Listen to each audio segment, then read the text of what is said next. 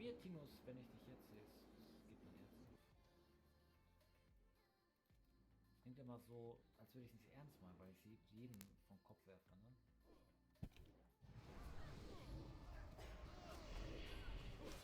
Brandhorn. Hier gibt sich keiner die Fläche geben.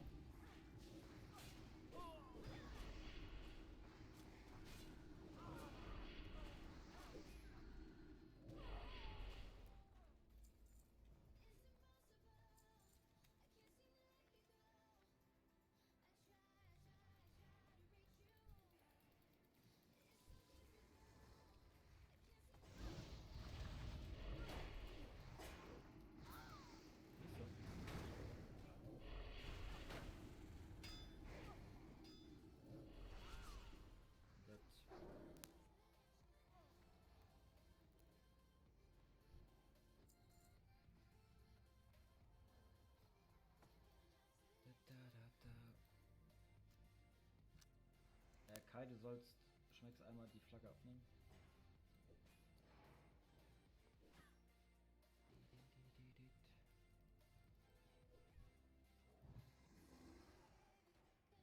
Ist der Priest doof? Oh, sehr schön.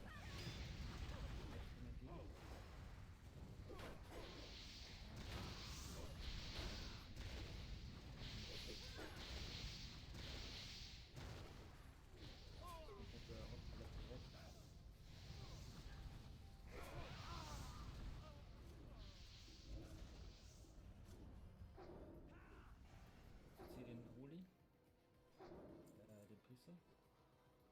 Macht sie kaputt. Ist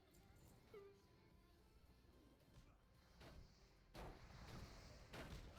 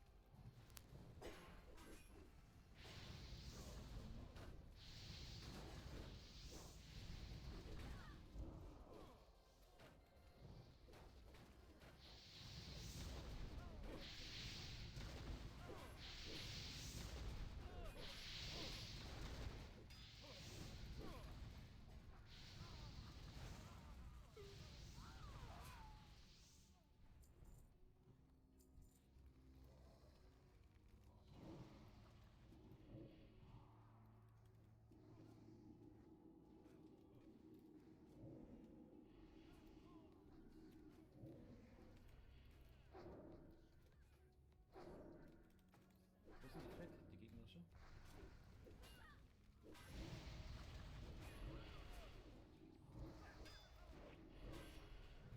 Oder verlangt? Unser Friedhof, unser Friedhof.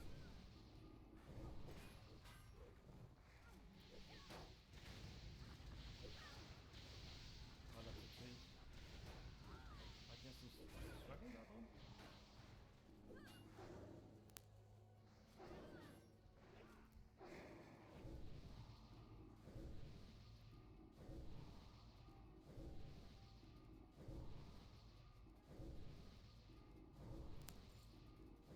Wo sind die?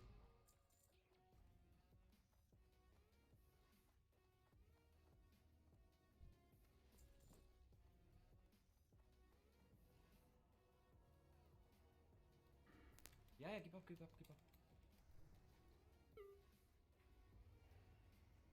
Ich bin dead.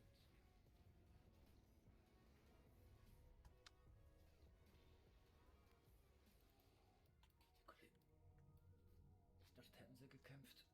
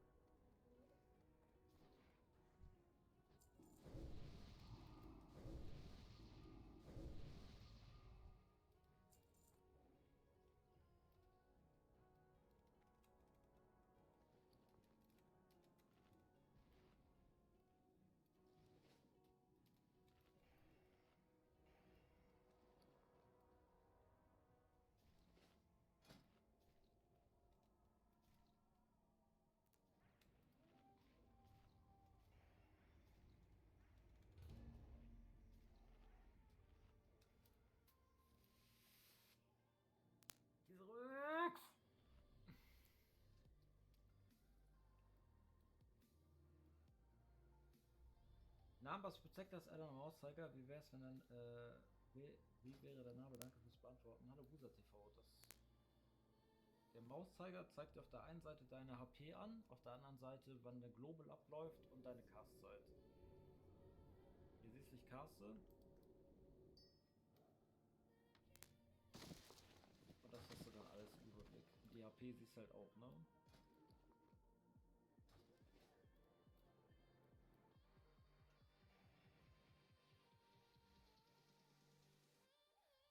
Und du siehst halt, wo deine Maus ist, ne? Aber ich glaube, in VTLK ist das nicht so mandatory, dass du siehst, wo deine Maus ist. Weil in Retail ist es so, bei manchen Bossen im Alpha des Gefechts, da verlierst du gerne mal die Übersicht. Du musst einfach nur bei Vago.io, oder ich glaube, die sind Discord. Guck mal bei Discord.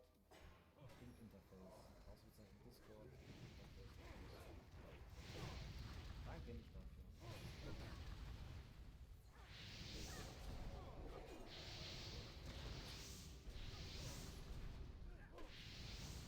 So. Wir sind bei uns im Tunnel, der dann, sage ich mal,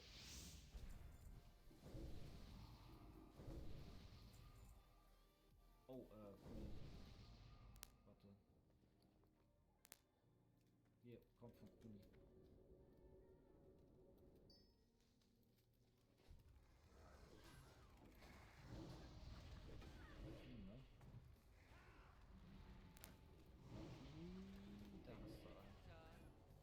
Pink Screen Time.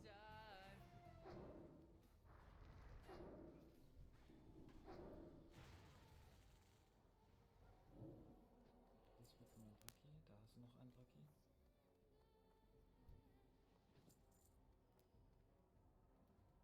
Ziehen wir den. Moment. Oh, dich hab ich nicht mehr.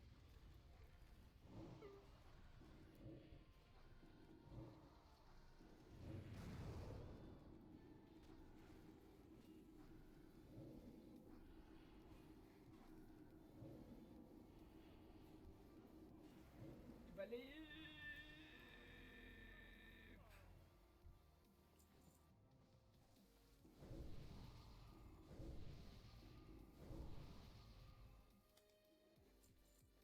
Lebe! Blum! Danke.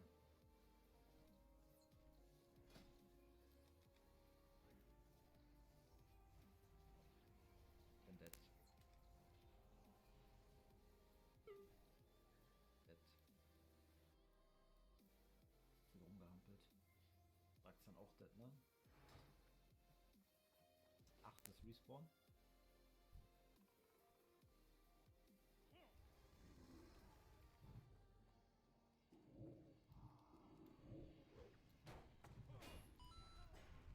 Ja, vielen Dank. Alex Schmalex, vielen Dank.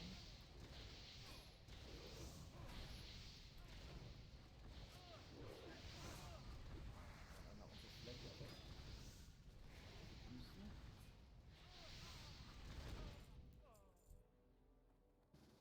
Hab dich. Da, Gloomy.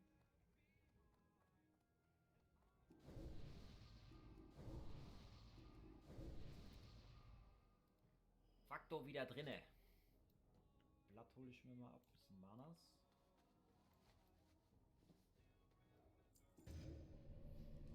Das ist der Flaggendulli. Ich versuche ihn zu ruken.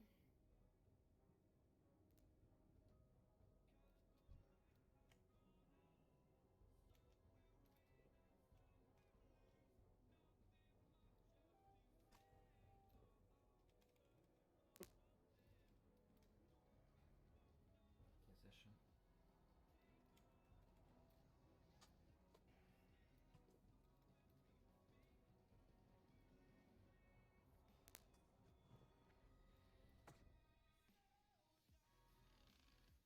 Wo ist unser Flaggenhans?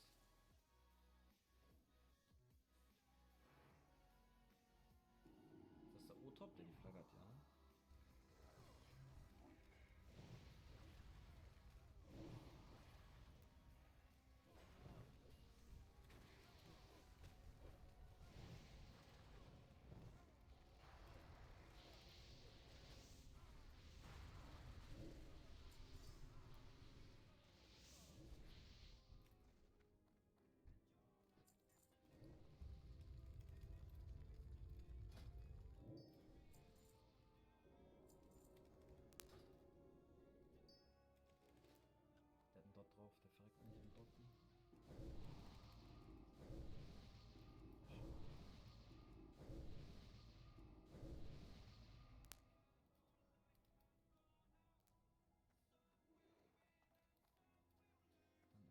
schöner 3-0-Win, ne?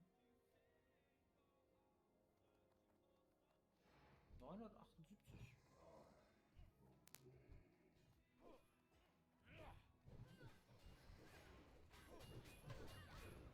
Namen umbenannt? Nee, das war ja nur alles klar.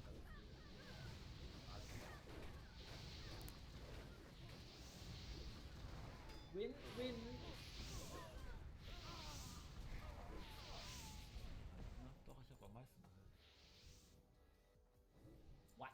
Die hatten 3 Heiler. 2, das kann auch ein Brett sein. Die hatten 2.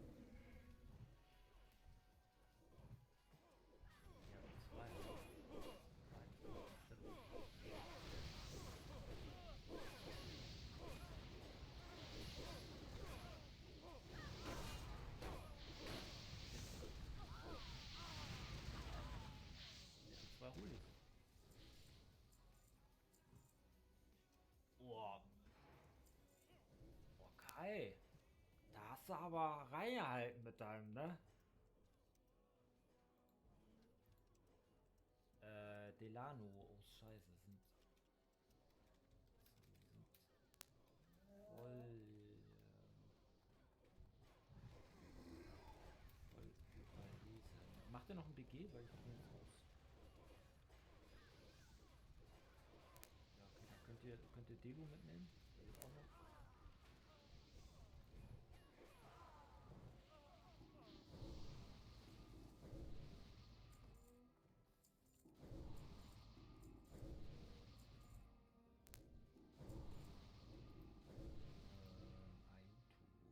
Ein krasser PV. Gorobashi Arena-Meister plündert den Schmuck des Arena-Meisters in der Arena.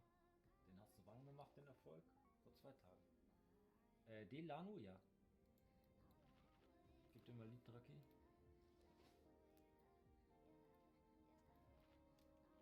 Das Lied. Bin schon mal aus Discord, habt noch einen schönen Abend. Mach's gut, ciao, ciao. Was ist mit dem Matchup passiert? Ich weiß es nicht. Also was heißt, die Gilde, in der wir waren, das war ja eine Level-Gilde. Und meine Intention war es halt, dadurch, dass wir über Dungeons gegrindet haben, also ne, gelevelt haben, Draki und ich, dass wir uns der Gilde anschließen, die halt viele Leute hat, dass wir da halt eventuell, ne, wenn wir mal einen Tank brauchen, Heiler brauchen oder wenn die irgendwo gerade sind und porten können. Das hat ja auch bis zu einem gewissen Punkt hat das ja auch funktioniert. Also wir haben da ab und an Leute gefunden, den man gelevelt hat. Ich mache gleich alles gut mal auf uns. Ging sich das ja aus. Und der Plan war ja von vornherein. Dass wir eine eigene Gilde machen. Und das ist jetzt keine, also wo wir jetzt in der Gilde sind, das ist keine reine, in Anführungszeichen, Pink-Screen Community Viewer Gilde, sondern wir beschreiben uns selbst als so eine Art Council. Und das sind Freunde von Draki, die IRL und auch das Retail kennen. Wir verfolgen so die gleiche Agenda. Wir haben halt Bock. Wir haben Bock.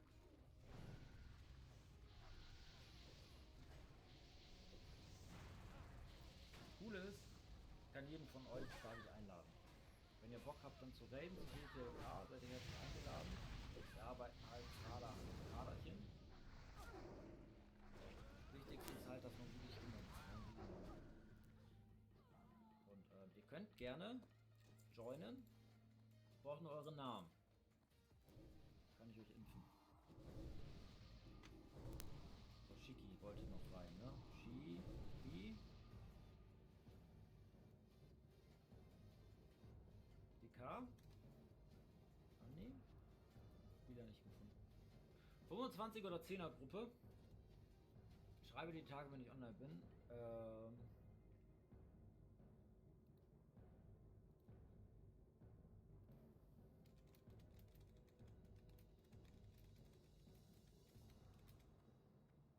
Gucken, was wir haben. Bin gerade nicht online. Ist okay. Also wir wollen natürlich, ne, 25 gibt halt die geilsten. Und 10er kriegt man so oder so immer hin und man kann ja auch irgendwie, keine Ahnung, so gesplittet traden. Fades of light.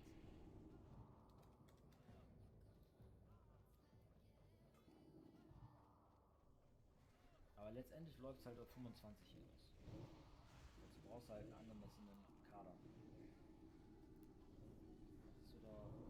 Fades of give me strength. Ha, is that all? Der Plan. Ihr müsst euch halt gewahr sein, ne, wenn ihr auf diesem Server anfangt. Ist kein Zuckerschlecken. 3 Tage am Wochenende, das steht noch nicht fest, wann wir reden. Weil wir sind halt per se Retail Raider. Davon fallen ja schon mal 2 Tage weg. Ich persönlich tendiere auch eher zu Tagen unter der Woche, am Wochenende. Halt bis zu einer gewissen Uhrzeit, ne?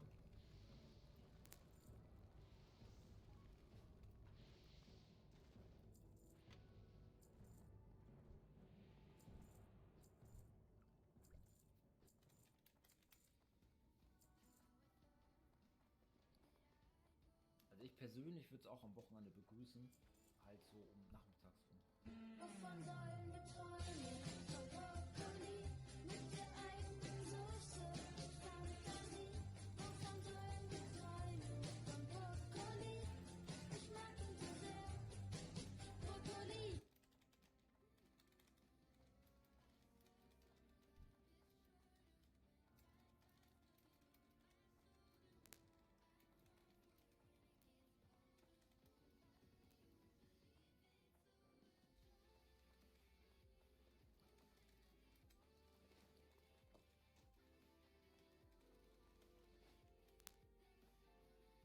Solange normal abends ist, nein, ist nicht normal.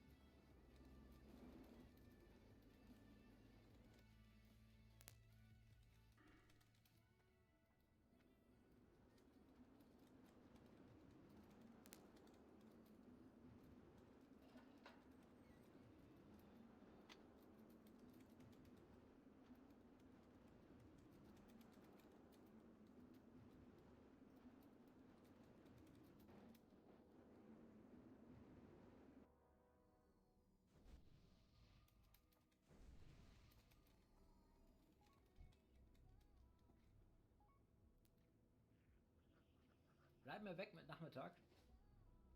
Olli passt beispielsweise auch Wochenende Nachmittag. Ich glaube, das ist die beste Lösung. Wochenende hat man ja prinzipiell Zeit, so, ne? Ja. Weil ich glaube, die meisten Leute sind halt Retail-Andis. Denke ich. So, ne? Der Raid ist ja prinzipiell relativ schnell cleared. Munkelt man. Also Nax dauert halt ein bisschen.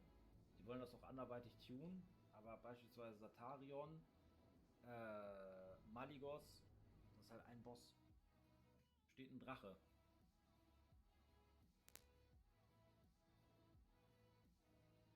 Das sind die Bosse. Was geht? Olli, du weißt ganz genau, was geht. Olli, du weißt ganz genau, was geht. Guck auf die Uhr, bitte. Feierabend, wie das duftet. Bis Dezember Dragonflight geht sich das super aus mit DLTK. Ich persönlich habe halt auf Verantwortung.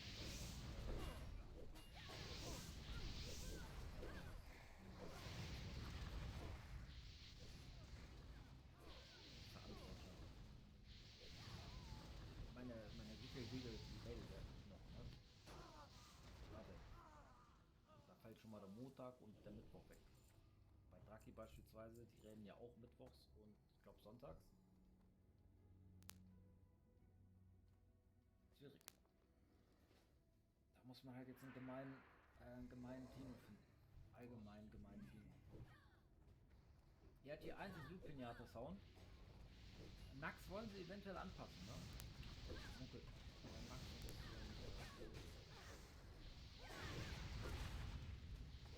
aber ich merke, du hast Bock auf Politik. Ich hab richtig Bock. Sonst hätte ich es ja nicht, sonst hätte ich habe ja, ne, Friends, ich habe von, an alle Reasons, ich habe von 1 bis Stufe 70 gelevelt. Zusammen mit Draki. Gemeinsam haben wir durchgezogen. Wir haben geballert. Wir haben wirklich geballert. Es gab zwar EP-Buff, ne? Aber wir haben durchgezogen. Wir haben komplett durchgezogen. Komplett durchgezogen. Haben sie schon 30%? 30% von?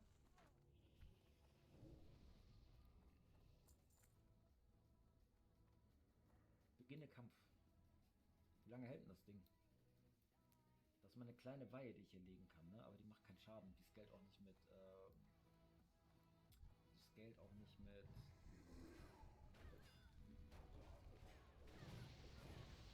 Ich kann das, wenn es auf CD ist, kann ich nicht ausziehen, anziehen. Lange haben Droxon, Abi und du gebrochen jetzt Kleber. Wirbel.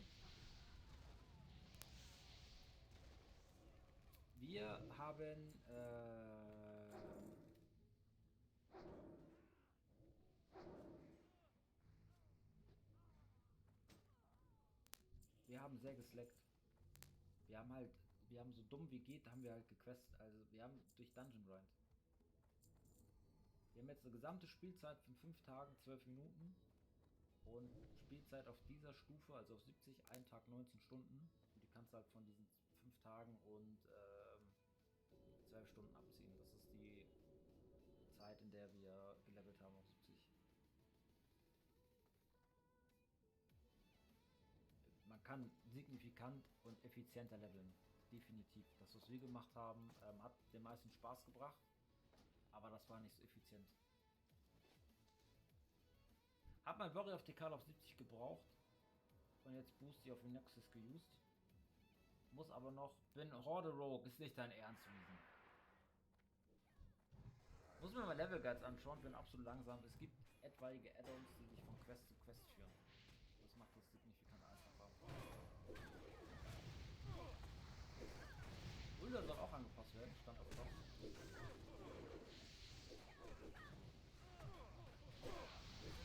Aber Riesen, warum Horde? Ja, Bruder. Wieso?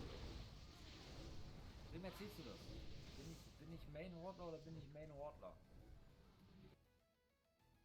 Marcel, habt noch einen schönen Abend und danke fürs Vorbeischnuppern. Ich bin die personifizierte Horde. Ich bin die Horde. Aber auf Classic, why not? Einfach mal eine andere Perspektive. Einfach eine andere Perspektive, sage ich wie es ist. Und ich bereue nichts, ich bereue gar nichts. Man wurde zwar ab und an gegankt, ne? Das gehört dazu. Aber es gab nicht einen Moment, wo ich mir gesagt habe, ich bereue es, Allianz auf Inoxis zu machen. Einen Moment. Versteht ihr? Einmal, wo ich gesagt habe, oh nein, ich komme jetzt nicht weiter, anscheinend. Wird sich eventuell ändern zu WK, dass man eventuell irgendwie irgendwo rankommt, wo man einfach auf eine rote Wand trifft. Und mit der roten Wand meine ich die Horde, weil wir komplett in Unterzahl sind. Aber dann ist das so, da muss man ausweichen. Da musst du halt, keine Ahnung, mal einen Dungeon mehr grinden oder so.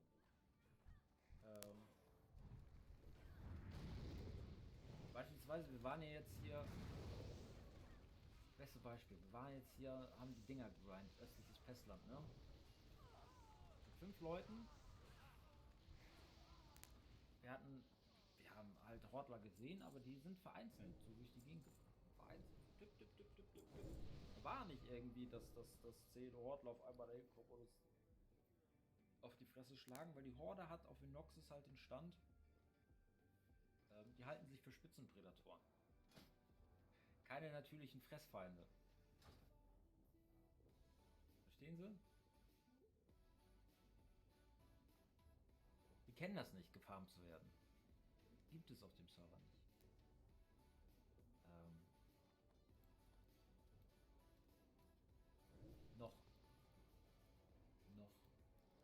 sind so große Töne, die ich spucke, ne? Das sind so große Töne, die ich spucke. Und das wirkt so provokant. Ich kann mir vorstellen, der eine oder andere Mainhortler da, der reibt sich schon die Finger und denkt sich, ich sehe, wie du in der boreanischen Holundertundra irgendwie am Haus, ich werde jetzt nur Kohlen treten. Ich kenne den Schmerz von total, deswegen freue ich mich nicht.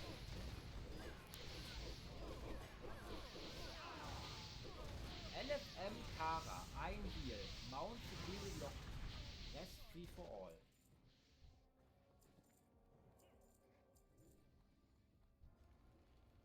Na, wenn das nicht verlockend ist, ne? Darfst gerne mitraiden, aber das Mount ist nicht. Vorher nerv ich dich am Kopf nicht.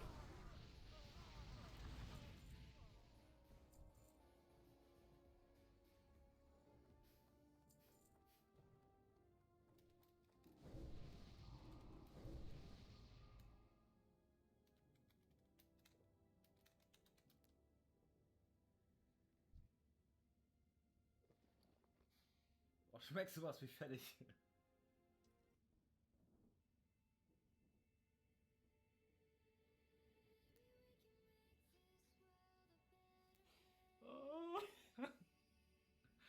Weil es fragt einer gerade in der Gilde, wie komme ich schneller Gold für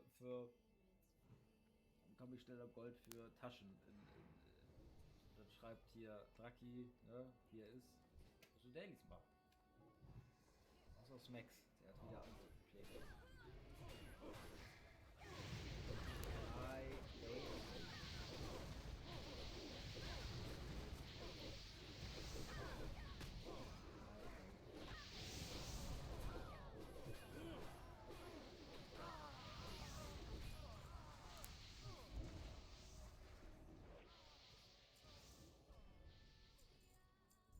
Ist irgendwas Hentai-mäßiges?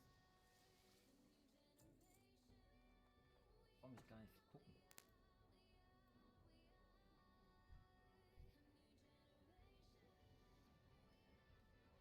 Ich gehe halt komplett über Dungeons auf 80, das war auch unser Plan. Friends, ich bin raus. Habt noch einen schönen Abend. Wir sehen uns morgen in alter Frische wieder, vielleicht auch ein bisschen früher. Und dann werden wir dort anknüpfen, wo wir ja aufgehört haben. Vielleicht machen wir noch mal den einen oder anderen Raid, wenn wir genügend Leute haben. Das zumindest mal gesehen, also zumindest mal zu sehen, was da abgeht. Da sind wir auch. Ey, komm. Vielleicht mal Bock. Vielleicht können wir mal Tempel laufen oder alles. Alles nicht. Black Tempel oder Sonnenbrunnenplateau. Wenn sich ein paar Leute finden. Da wird man so. Ich brauche halt so ein, wie sagt man, ich muss ein Gefühl dafür kriegen, ob wann und wie man heilt. Weil ich habe jetzt das, was wir gemacht haben, Karasan und Sulaman, das war jetzt mit Full Season 4, da ist halt nicht so viel passiert. Kann er erst um 17 Uhr. Wie gesagt, es gibt noch einige Raids, die man laufen kann, ne? Soll schon schief gehen. Ist halt Classic. Gucken wir, wer morgen da ist, wer Bock hat. Auf dahin nach dies, keine Ahnung, kriegen wir hin. So, Friends, wir sehen uns morgen in alter Frische. Winke, winke.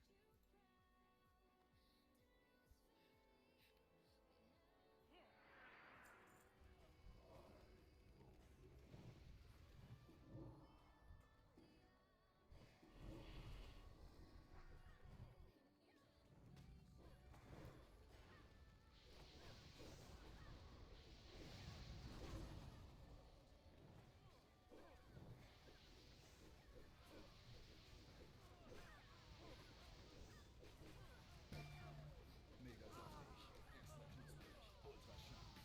Für den kleinen Hunger, für den großen Hunger. Auch als plant-based. Lass dir deine Lieblingsburger liefern. Jetzt in der Burger King App oder auf burgerking.de bestellen. Muss loslegen. Na, ich muss ab in die Haie. Muss morgen früh wieder auf der Matte stehen hier.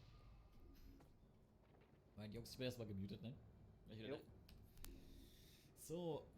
Ja, Big Screen, wie gesagt, vielen Dank für den Host. Ich sehe hier gerade meiner Liste schon. Aber wie gesagt, ich mache mich jetzt ab ins Bett.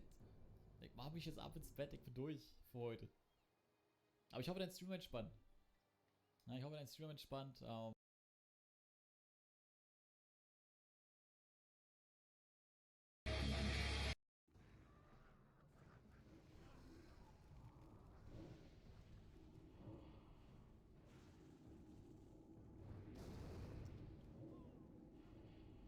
Fades of light.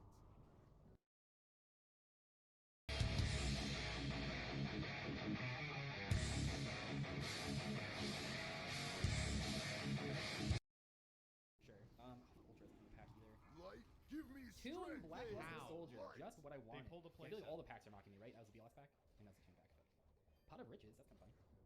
Got him second call. Why don't you pot some bitches? That's my Yeah, joke. yeah. Okay, so those packs are terrible. Let's get to deck building. Okay, this is gonna be interesting. YouTube. After going Okay, it actually was not interesting at all. It's just Thunder Dragon Orchest. What a fun series where we pull new cards every set. Oh, we are playing one card from this episode, Dark Sanctuary. 2.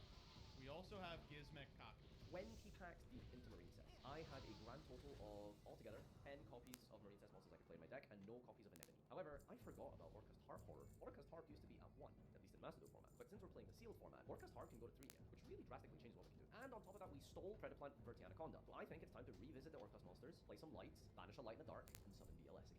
And one Dark Sanctuary because it's funny. You know what this card does? It is just a simple fairy box. When opponent plays an attack, toss a coin of its head, negate, inflict damage. I don't think it's that I got good, an but ad, it's funny. Jump Sag. into the Well, pool and you see can how it always goes. Okay, so here we are rectify back that. with Fabled. This deck was just so powerful last week that I had to bring it back. No, but seriously, we did not pull any... You are fucking with me!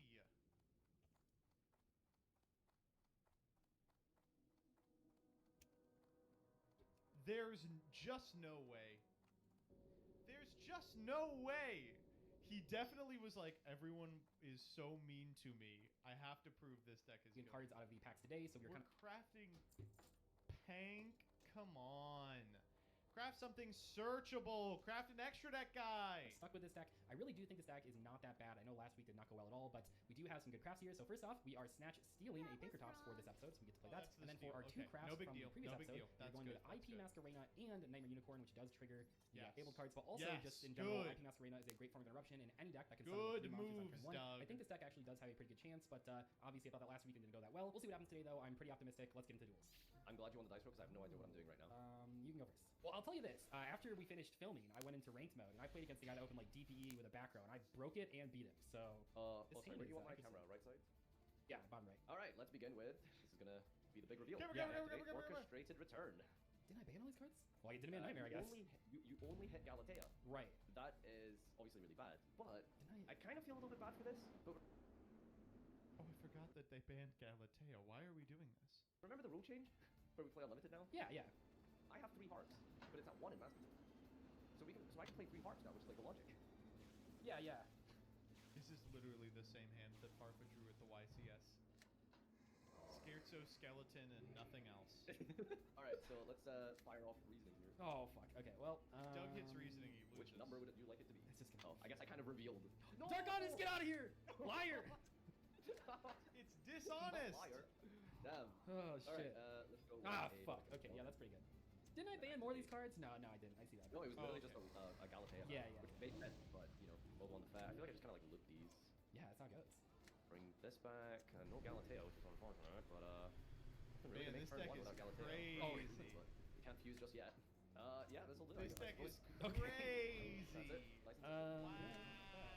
Well, I guess we're afraid of... Alright, now this deck is crazy. Look at what Doug's hand does. Nothing. Back row the most? Damn. Yeah, well, this is like MST. Drop it. Understandable. Yeah, let's activate the Fabled Chihuahua. Oh, you went back to it. Okay. I did Never mind. I didn't realize we had Chihuahua. We win. not try to. My polls this Game's week were over. not ideal. I'll just say that. They were not ideal. I was not really trying to play this deck a second time. I maybe went into a pack that was not the greatest decision I've ever had, but yeah, definitely not trying to go this pack. Oh, wow, there's a pop here? Okay. Yeah, this pop there, and then I can go yeah, this one. Alright, hold on. Let's start with Fabled Gateless. Then trigger the effect of Fabled Gateless. Then we... Oh, God. I guess if we go, like, Fabled Grongus, like, second after going for Fabled Kingus, then we're fine. So, I won extra packs, right? Yeah. Which is great. So I went 20 packs deep into Marine Cess. Ooh. Yeah. And it's funny notoriously low rarity for Master King. So yeah, it just wasn't a strategy, Yeah, which you didn't get was the unfortunate. You go set 2, Oh and god. then make Fabled Fabled Reagan. Raging. +2 by the way. Well, +1 by the way. So I'll draw 2. Fun fact: did you know Reagan, fabled Reagan, is actually a reference to the United States President Ronald Reagan, and he's in front of all this fire to symbolize that he's in hell. Good effect. Draw 2. Ah, that's why we stat. That's Okay, damn. good, but not Okay. insane right here, interestingly enough. The question is, do I actually hit the skeleton? Probably, right? I don't even Yes. know. I think I just save this, though. Yeah, let's go battle phase. We'll attack skeleton. I don't actually know if that's the right play, but I think it's the play I'm going to do. No pass. Probably. Well, it's like if I leave it on the board and you have any normal summon, it's just like way worse that I left it on the board because you're always going to get the revival Alright, this effect. I think we're gonna start with the Uh, simple skeleton. Gonna full bring back combo. the orchestrated nightmare. Yes. I'm going to return it away. no. Allure of Darkness, I guess. Kinda I works. mean, I'll ash it. Oh no, that's so big. I mean, I doubt we're gonna see any hand traps in this. It's probably quite bad. Oh, that It is seems huge. good, but like you also have 2 cards left in hand, and you still have the Nightmare Engrave. I guess So that's like the end of the game, right? I don't know your hand, right? But Yeah, It's my hand's literally looking a the little end of the frozen game. right now. from my perspective, Ah, You it's might like well. it. Nice. Didn't Nice. realize. Okay, not too upset now. Yeah, the follow-up of using this nightmare doesn't really get me anywhere. you know, if I win this episode, it means Fabled are better than Heart. Pass. Yeah, toss all that deck. Yeah, no, I don't have a normal summon to get good value out of this nightmare. Wait, This fabled deck is I really think it's killing reading it. all this. Yeah. What What can can I we really do? Yeah, no, go ahead. Go ahead. We got him on the third Alright, turn block. this needs to be something nice. Oh fuck. That's crazy. That is Something. unfucking Okay, so it definitely starts with this line. That's Thunder Dragon attack. Don't Only you dare. add 1. Add 1. Okay. Only add 1. We activate the second one. We add 1. This would be really great if it was if it was 2004 and we could fail to find. Oh. Oh. That would be great for me right Okay, now. Hawk. Yeah, Here's that's big. the 3 Here's what Dragon make Hawks. Colossus. Yeah, yeah. So your deck has 3 Heart, 3 Hawk. maybe I should have looked in your collection a little bit more when you said, yeah, we should switch to.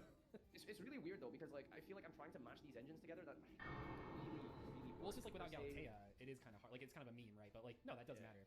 Alright, this But is these Thunder Titan. Dragons should be kind of decent now. We go to Yeah.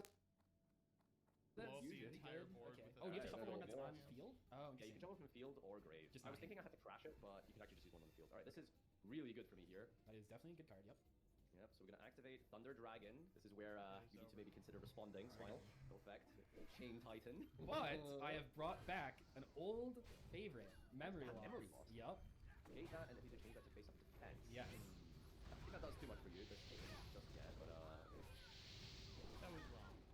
We were meant to do infinite permanence because Titan is not a one trick. Wait, is is this it not a just full negate that turn effect or do you negate? get both of them? Ah, it's negate that effect. Okay, so maybe now I regret it a little bit.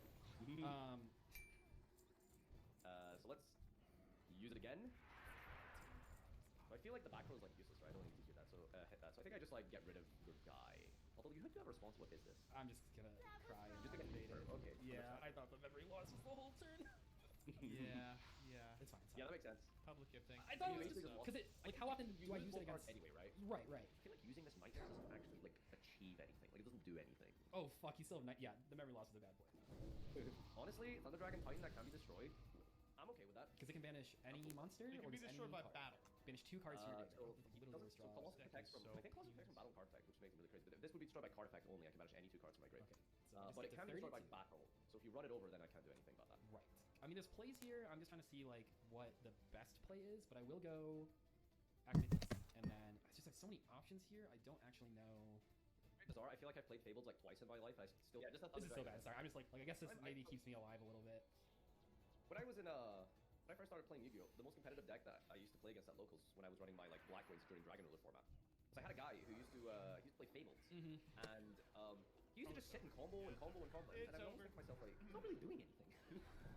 It's kind of like the original Earth Machine deck. Combo Yeah. in 15 minutes. Basically. Good call, chat. Yes. We could have triggered it with breakthrough spell. Is it the turn after it was sent? Does it say it can't be the same turn?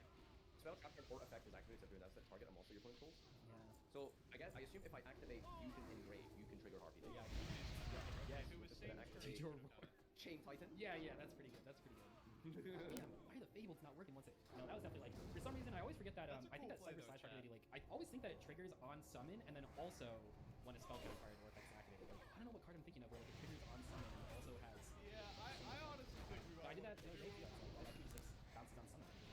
I probably would have made a slightly different play there where I actually did something out to a monster card. So maybe it's my fault, not the hard We're still in Spain for some reason. She's doing her best. She has some like pretty easy trades. That gets slow chapter. It's not that hard. Okay, so unfortunately, my brain is just not computing if there's Same. 8,000 or not, so I'm just gonna keep it nice and simple. My Thunder Dragon Fusion is going to add Thunder Dragon Duo. I'm going to special summon Thunder Dragon Duo by banishing. I'll banish a Light in light. the Dark, yeah. I was so excited when you and MVT were watching Prague and he banished the Light in the Dark. You said that exact line. It was like, The line. Oh! There was return. there was Virginia. There was return. That was wrong. It's just too easy, baby. How does he not know this? There was return. It's okay. You have a Thunder Dragon Titan and a Dragon Duo, and I am playing Fable, so. Unlucky. Unlucky. Does this not reload through that guy? I mean, maybe it's Me like activating a lot of damage, I Dragon guess. Dark 20 Probably times some in form one of turn. DPS is being made Yeah, here. yeah. Will you admit that?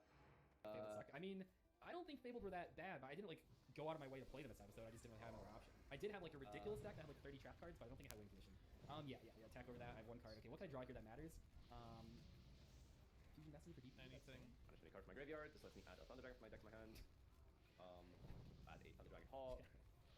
32 and 12. This is probably game here, I guess. We use Thunder Dragon Hawk. I don't think so. Chain Titan. Yeah. I haven't read the field spell. I hope it doesn't. When It it doesn't float destroyed, or add 5 anything. Fables. Yeah. Like this. Thunder Dragon Hawk. Or Banish Dragon Roar. Oh yeah, I guess it was. Chain Well, no, Lion. because the duo search. MDW thinks it's up. No, I have not. Hack, Now but we we had a can good get stream. effective duo. Thanks for the raid. Oh, I appreciate it. Yes, okay, I should play. It's okay. Whatever. I think this is fine. Okay. Yeah, let's go next game. Let's run that shit back. And Nash, thanks for the raid as well. Holy guacamole. Bombard. The dual raid. I'm honestly fine with a 1900 defender. Your deck. The problem with both of these decks is they're just so explosive. Like this is the issue is that the decks are actually a little too exciting. They don't leave anything to be desired. Can't kill me. I can set up. Oh man, these fucking cards. You guys never seen Thunder Dragon Orca before? Dude, that's such a crazy card of my deck that I haven't drawn. What is this And, emote? it's a 3. I've seen it both games.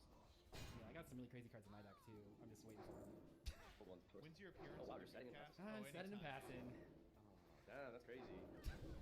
So I just want to confirm. We Yeah. definitely didn't ban RP's Feather Duster, correct? Yeah, that card's legal. Why do you ask that? I just wanted to make sure in case we have to remake. Oh man. Greedy dog. I can't. What? I'm just never gonna set cards because of the one of Duster. Like, I guess. Like, I don't know. Oh. Set a card and activate. Hold up. So this is the pinched fingers emote. Here's what it looks like on OBS. This is what it looks like. Just a white circle. It looks like an aspirin tablet. I'm out here like, the fuck? Don't do it easy. It looks like an aspirin tablet. I'm out here like, the fuck? Don't do it easy. Let's go! Everyone's like, oh "That's my Nash." gosh! You fucking discarded like one really Duan. into Yeah. Hard border. Oh my god! Come on. No, it's hard playing around the Duster because the chat's always gonna have a lot of confirmation bias. Where like, if I don't set all of those and I set like just I know. Breakthrough It's still, like, you know, damned if you do, damned if you don't. I'm just like in awe that Doug ran this one back. Oh, That's just fuck how- this card. Oh, yeah, so this is what I was talking about. I just Oh, thought there. man. Yeah. If you play the game, I get to dump an organ. It's any card. No more specials or something. Just dump an organ. Second turn. This is really nice because like, game 1 I beat you with the Thunder Dragon, game 2 I beat you with the Perfect Thunder. What do you mean game 2 you beat me? I'm still playing the game. I'm still in here. Technically called it playing the game. Like legally this is considered playing the game. I don't even know what to do right here. This sucks. Have you just bricked? Like, do you just not have like No, fables it's just or like what? these cards just like all are so badly lined up against your current field. It's incredible. Yep, I mean this is a fucking play, I guess. I don't know. Ouch. Yeah, it's not pretty. Okay. Danger Thunderbird, you gotta discard the elf. This is like the easiest snipe of all time. Ready?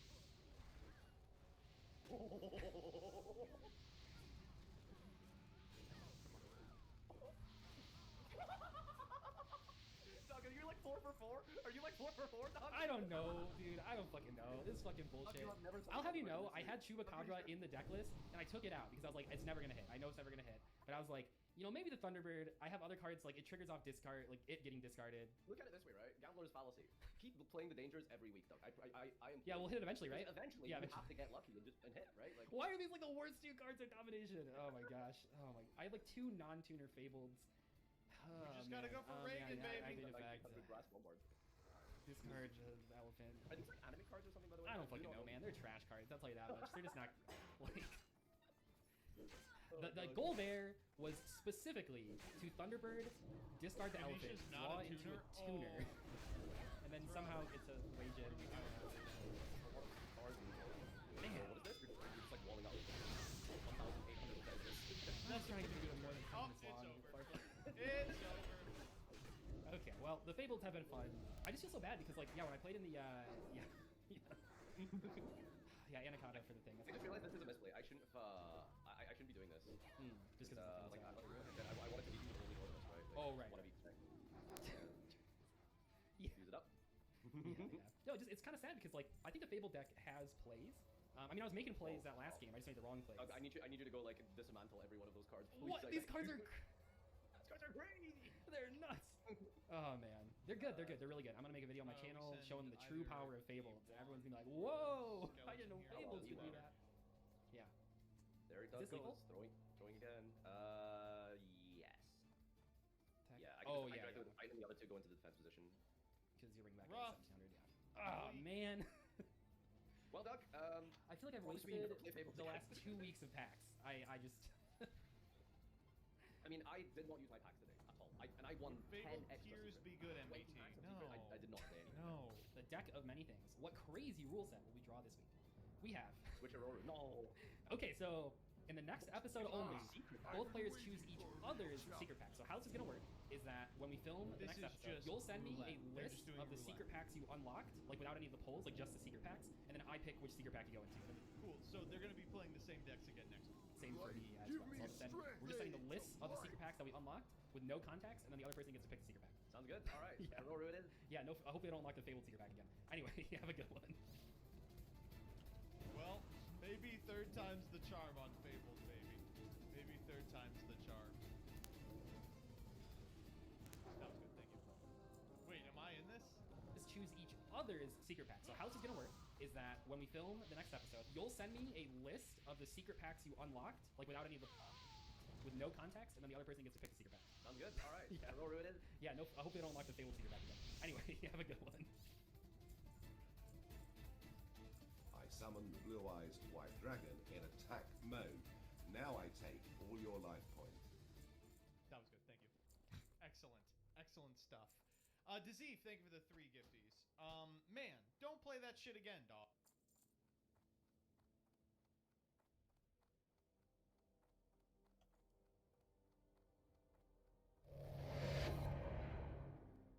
Since first arriving in 2001, it's fair to say that split screen Halo has been a key part of the series.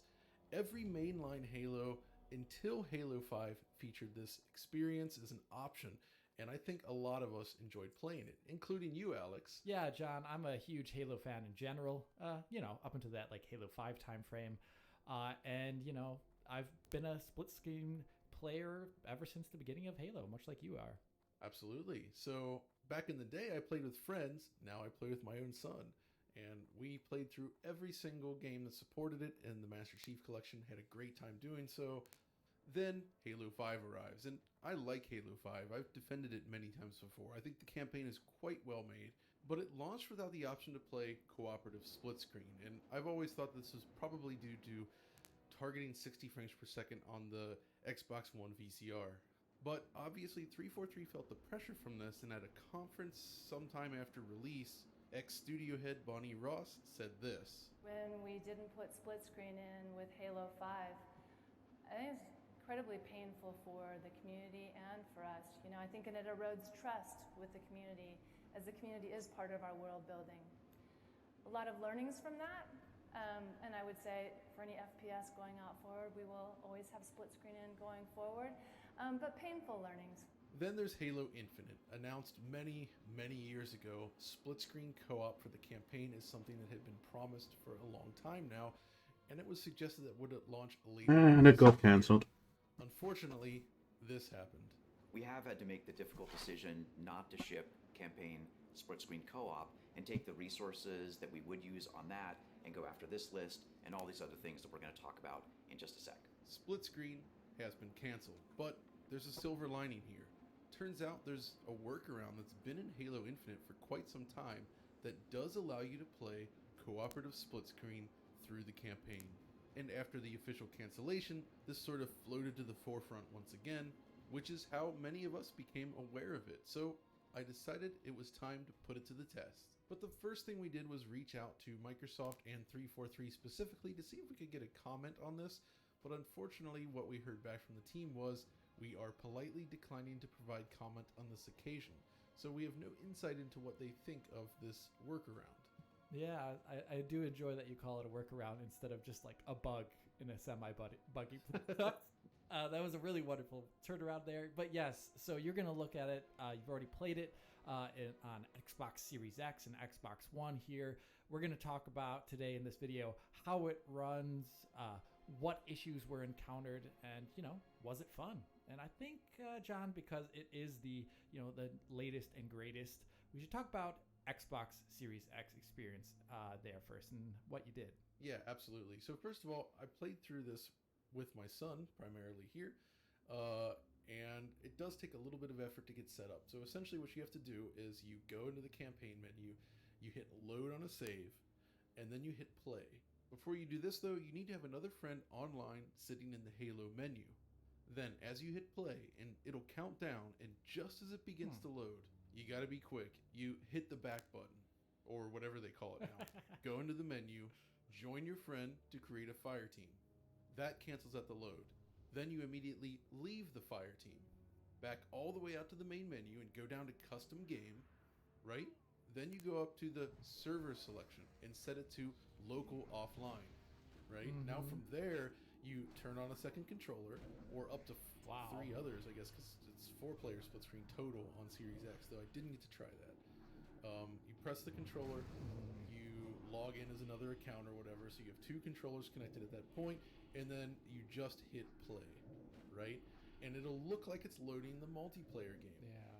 But in reality, it's loading what had been previously loaded when you tried to do it within the single-player campaign. That's amazing.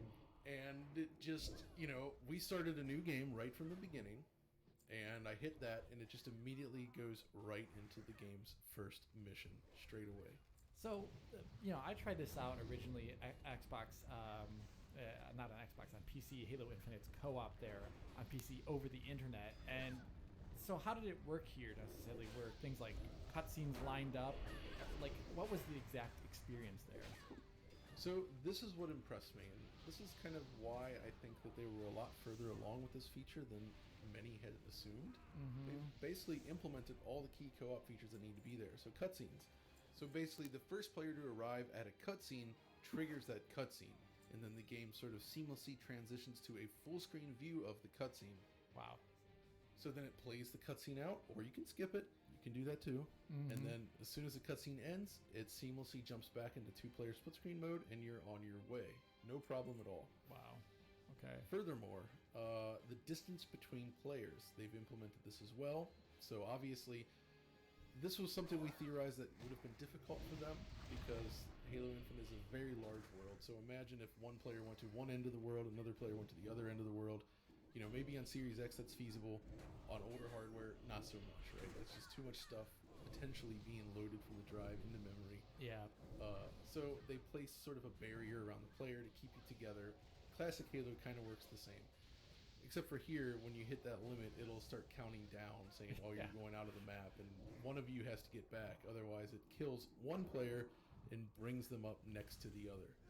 So it does keep the players together, which I actually think is the right choice anyways, because if you're doing co-op, just going off and exploring randomly on your own, not really interesting. No, I mean, it probably wouldn't be anyways. It wasn't that surprising also when I saw the exact same behavior checking out Halo Infinite online on PC. And obviously there, the scope of hardware is way higher. So it seems more like just like a design thing, actually, at the end of the day, almost. Exactly. And it works. That's great. Other things, the map and upgrade system that's accessed by pressing the back button, or I don't remember the name of that button. I don't know. It's probably back. I still call it the back button. But either way, you tap that, you go into the menu, the map, upgrade system, everything is there. It appears within the split screen window for each player independently, so you can adjust your Master Chief as you see fit, which is great. That does cause some occasional visual corruption on the other players still in the world, but not a huge deal. Not game breaking by any means. that works too. Achievements. This is the one I would not have thought would have worked, honestly. This works. Yeah. So I used 2 separate accounts that hadn't been through this before, and it actually would unlock the achievement in succession for each account correctly. So that was cool. I was impressed that worked. And above all else, it's really, really smooth, right? I actually opted, you still have the mode selection. There's the 30, 60, or 120 mode. I went for 60 FPS. It's not exactly native 4K all the time here. You can definitely see the image quality takes a little bit of a hit, but you saw the footage. I've right? seen the footage. It still looks like pretty good. It still looks like, it reminds me a lot of the 120 hertz mode actually in terms of visual quality, just in general. You know, in terms of other things you saw, like the frame rate held up basically all throughout the footage you sent me, John. It was really good. Like I did notice that the kind of like LOD was like the only thing that seemed like it took a hit more so than anything else, which makes sense because it also does the same thing in the 120 hertz mode on Xbox Series X as well. Essentially to keep the CPU, you know, fed well enough and the GPU fed well enough there, just reducing the LOD there. Precisely. And that also demonstrates to me that a lot of work was poured into making this mode work in the first place, despite the cancellation. And honestly, I think they've done a good job here. The slight sacrifices to the visuals and the mostly steady but not 100% flawless frame rate, it's already really good, I will say, for a split screen experience. But of course, I also tested the 30 FPS and 120 FPS modes. And I actually asked my son about the graphics after trying these modes, and he said, it looked very nice and smooth. Besides the 30 FPS, that was kind of trash. But yeah, so 30 FPS looks fine. It's sharper for sure, but obviously, you know, it runs at a lower frame rate. But the real problem here is that you get incorrect frame pacing as a result of the botched VSync implementation, which remains a huge problem with this specific game. It also means if you're displaying the 60 FPS mode while your Xbox is outputting 120 Hz, you're going to get incorrect frame pacing there as well, which not optimal.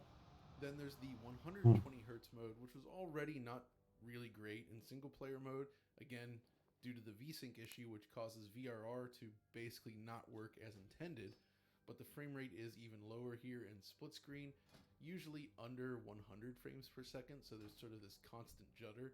And as a result, I do not recommend using it because it also has a significant impact on overall visual quality. Basically, what I suggest is setting your Xbox to 60 Hz, use the 60 FPS mode in the game, and you're going to have a very smooth, fluid experience that looks great and feels very, very responsive. That's awesome. I mean, okay, so you've already kind of talked about the performance and the fact that it even works at all, and a lot of things are implemented that would, you know, you would require for a real co-op experience. Did you notice any issues though, beyond that fact?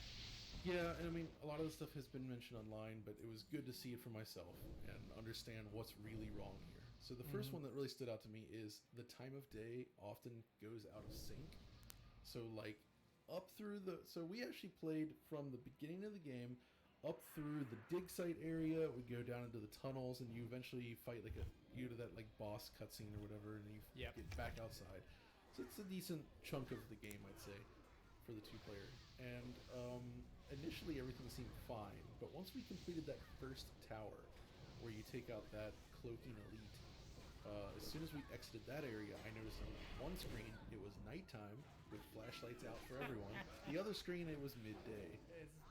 Yeah, so basically Truth and Reconciliation versus Silent Cartographer in terms of daytime. Oh, that's great. I mean, that one, we talked about this before. That is actually not a gameplay breaker necessarily, because it is just a visual difference, but it is also one that you would probably, if you were shipping a shipping product, you would definitely want to have that one ironed out. Yeah.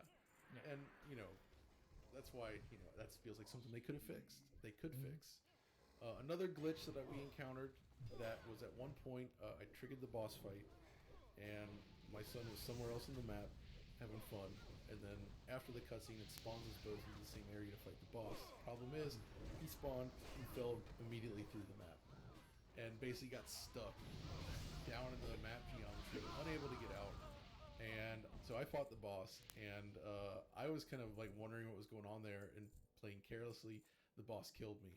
I respawned next to him under the map, and we were running and jumping around for like 5 minutes, like saying, "Is there actually a way out of this?" And it turns out that the way out of it is to just hit start and like restart, basically, like restart match. okay. Like the wording's different because it's not really you're like in the quote unquote normal multiplayer mode.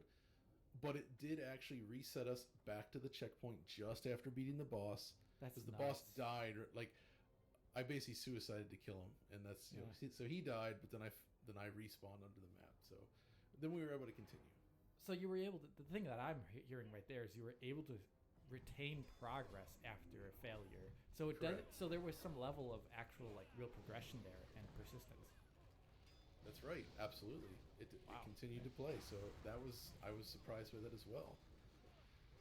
There's also stuff with some occasional visual glitches and things acting up a little bit on one screen or the other. The chief himself has no collision detection in this mode, so you can essentially run into each other. Not a big deal. It's actually tends to be funny, but you can, however, grapple onto one another. So if you're running down a hallway, you can grapple one player and then slingshot yourself up really fast past the other, and then the other can do that as well, and that's pretty fun. And then lastly, but the point here though, and I only mention these to note that this was my general experience playing this together, was that outside of these types of issues, it was really good. It felt complete, right? Like this is something where I'm sure there's underlying things that need to be ironed out. There's definitely more work to be done, but I don't understand. I mean, obviously we don't have inside knowledge of this, but I just feel like it's such a mistake to have canceled at this point when they were so far along with such a great feature that almost works perfectly. Yeah, I'm just watching your footage right now here playing in the background as we're talking, and I'm just like, this looks like split screen Halo co-op. It literally looks like it's how it's always looked before. And even in this footage here that you sent me, just like it's like what altogether 10 minutes of play, I'm scarcely seeing any issues here that I would consider game breaking. It doesn't make sense to me, just like it doesn't make sense to you. If it is already this far along, why would they cancel it completely? Like completely cancel it? Why do you think so? Like we don't have any inside knowledge here. We don't have anything like that. Right. Why would you speculate that they would drop this feature all of a sudden? I mean, speculation-wise, I almost look at their own statements about wanting to redouble focus on the live service aspects, which is hugely disappointing because I mean, it's not about me. There's obviously a lot. They have to sort of deliver a product for everyone playing this game, but they're the ones that cast the net so wide in the first place. And live service is something that has never been a part of Halo until Halo Infinite. I think it has made the game worse. And I said this back when they first announced it. And I think that we're now seeing the reaction to that, where this decision that they made is now subtracting potentially from a feature that they had promised from the beginning that a lot of Halo fans were looking forward to. And it's a real shame because this game plays very well. The base is very solid. And it's pretty clear that they can't really keep up with the demands of live service anyway. Yeah, I don't get that either. When I'm looking at this, I guess my speculation is one based exactly upon their wording, just like you said, that they have a limited amount of resources for some reason, even though it seems like they should be a huge, extremely well-funded studio, that they want to focus on the live service aspects, which means like maps, customizations, and things like that. Maybe like seasons. I have no idea. That kind of stuff. So they don't have the resources to spread out to there. But another thing, that I've always wondered is that I did hear, and this is not behind the scenes things, this is all stuff that's widely reported on, is that they've used a lot of contractors over time. Yeah. And I do actually wonder partially if some features at times were implemented by people and it was not documented so well or something like that. So to get people working on older features that are not completely implemented might take a lot more time and energy than we would maybe think from an outsider's perspective. Yeah, especially if the rumors are true about like the short contract cycle, where they've like basically recycling contractors in and out like every 6 months or so. So you never really have a foundation of team members to really knock this out, right? And that obviously creates this sort of issue in terms of like continuous knowledge at the studio. Yeah, so I can imagine there's probably a lot. There's probably a really big story there. Maybe it'll be written at some point in time. Maybe it's fascinating. Maybe it's sad. But, just seeing this running right now on Xbox Series X, so what I would say is rather flawlessly, is really disappointing. And I really, really think 343 should reconsider their decision in light of the public outcry here. Okay, but so speculation. Yeah, speculation, right? John, think about it. Yes, that's all speculation. I will say one other issue that would need to be. So I was thinking they should make this a beta feature to say, hey, it's unfinished, there's issues, but go have fun. That's what I've wanted from this because it's just that. Why not? This is good as is. The only problem, though, is that some people have reported save corruption. Now, I am fortunate enough that despite, jumping in and out of this a few times and going through that process multiple times, none of my save games ever got corrupt. And I was even able to jump into single player without problem, but it is happening to people. They would need to fix that, even if it were a beta issue. Yeah, for sure. And I think they could, because if they just implemented this properly in the menu instead of making it sort of this buggy workaround, that probably would not happen. Yep. The thing is, though, is before that speculation, the big topic that even we had kind of surmised was, maybe it's because they want to keep parity with the original Xbox One. Turns out, though, split screen works really well on the Xbox One VCR. Yeah, and just so everyone knows, Xbox One VCR is the original Xbox One, pre-Xbox One S, so it has even slower GPU, technically. So, gosh, John, is it working? My goodness, dude, it works. It works, and it's actually great. Like, we'll talk about the issues in a second.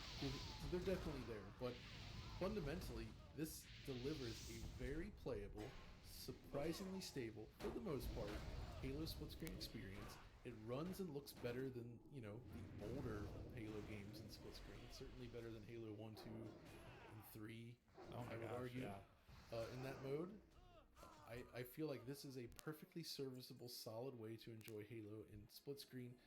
And I actually had fun despite the obvious visual compromises. But oh boy, there's compromises. Yeah, so like the general idea was everyone thought like, this couldn't be possible at all, so they would cancel it for everyone just because it couldn't run on Xbox One. But here you're showing footage on screen right now of it literally working with 2 players on Xbox One. I think the one thing that you notice immediately, the thing that I noticed was the kind of resolution at first. Like it did look really, really low res. It's very Switch level, I would say. Yeah. I've seen a variety of pixel counts up to like 720p, but it's usually around 540p. That's okay. And unfortunately their TAA is not the best, and at low resolutions it kind of falls apart. So the game looks a lot blurrier than I think it should.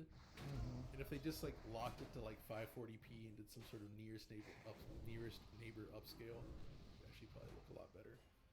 But whatever, that's a fair compromise. Everybody expected this, right? They also made a lot of changes to things like law distances and sort of enemy imposters that are actually animated. We should talk about that, actually. Yeah, the enemies are so fun because I've never seen this type of imposter system in the distance before, where basically usually in a game when an enemy's really far in the distance, they change their level of detail to like, something that's pretty low poly, but at the same time, it doesn't animate usually. It's just kind of like a stick figure. But it's usually so far away. Yeah, you don't notice. But here, obviously for Xbox One, there's lack of power there. So they had it like it's more aggressive, closer to the camera. But when you see it in motion, like I don't know if John can show something on screen right here.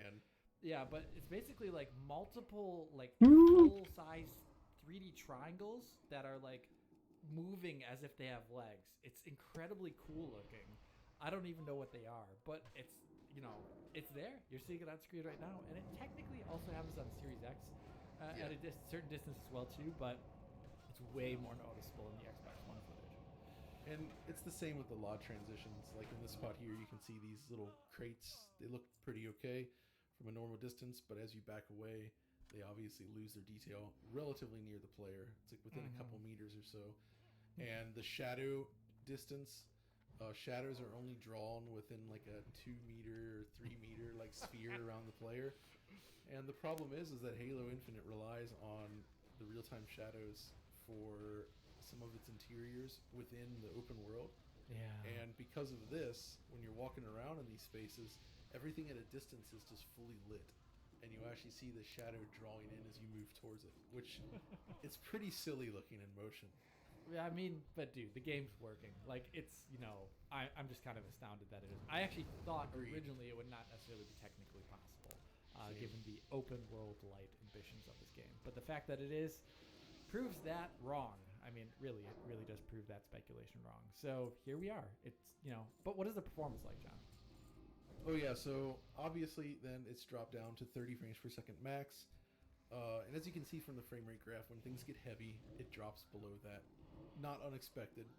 I never found it to get anywhere near as low as, say, Halo 1 on the original Xbox and split screen, which could get very choppy. But honestly, just normal, the smaller constrained missions are pretty stable 30. Even just exploring the outdoor world, it's not bad. It's actually very, very playable, I think, given the hardware that we're dealing with here. The only problem is, of course, still the incorrect frame pacing as a result of the bad sync implementation. But that affects every single version of Halo Infinite. There's just, you know, they need to fix that at some point. At some point, maybe they will. I don't know, but I'm just, you know, shocked and happy to see this actually running on base Xbox One. Yeah, and I'm just happy and shocked to see it working as well as it is in this form, right? And that's fundamentally, I had a really good time playing this. Probably the best time I've had with this campaign yet, and I like this campaign. It reminded me how great the core gameplay mechanics are. Like, we complain a lot about 343's studio issues, I would say, but the design team nailed the core gameplay. Halo Infinite feels great to play. I think it's so satisfying. When I played with Oliver split screen, not split screen, sorry, online co-op, that was the most fun I had with Halo Infinite actually to date as well too, beyond, you know, normal competitive multiplayer. So this is how I would want to play and beat the game if I could, and I really hope 343 reconsiders their decision so that, you know, people like your son can enjoy the game as much as they did. Who I asked about it, and this is what he thought of playing Halo Infinite. Did you have fun playing? Yes, definitely. So you've played all the Halo games in co-op. What's your favorite Halo game so far? Probably Halo Infinite. Probably the one I just played. I am in love with the grapple hook feature. No, you can just go into places where you're not really supposed to go. You can just go, like for example, on the roof of buildings where you're actually supposed to be inside. Are the graphics good then? Obviously, yeah. But you don't like playing in 30 FPS mode? No. Fuck Would you 30. like the company to add split screen co-op as an official feature? I don't know. I mean, if it's a glitch that everyone knows how to do, then they don't really need to. But if they could, then it would make it a little bit easier. So maybe they could. It's not really a need because you can still do it, I guess. So I'd say that's a ringing endorsement then. Yeah, truly nothing beats Halo split screen co-op. One of the most fun things you can do on a console. Precisely. So, but that's going to do it for this sort of little quick video.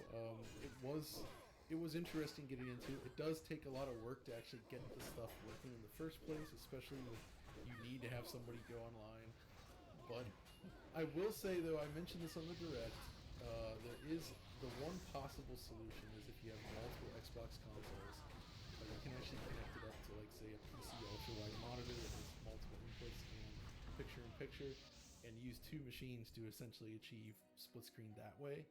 But obviously the amount of hardware required to do that, it's a little bit nuts. So not going to work for everyone and is not a good substitute for proper split screen. But that's going to do it for this video.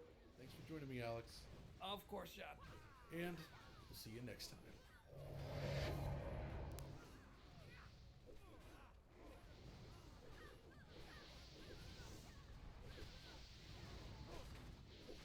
Let's go!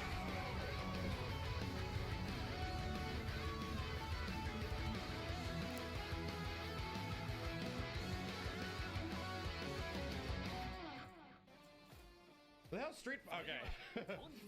Final title. Jesus, we waited until the. Okay, most stuff has just covered things we've mostly seen before outside of the RE news. Are we doing the same thing here? Nakayama, please, just show us Blanca in a funny hat. Or a release date would be wonderful. Yes. Okay. New information. New information. New trailer. Give me Blanca and his funny hat.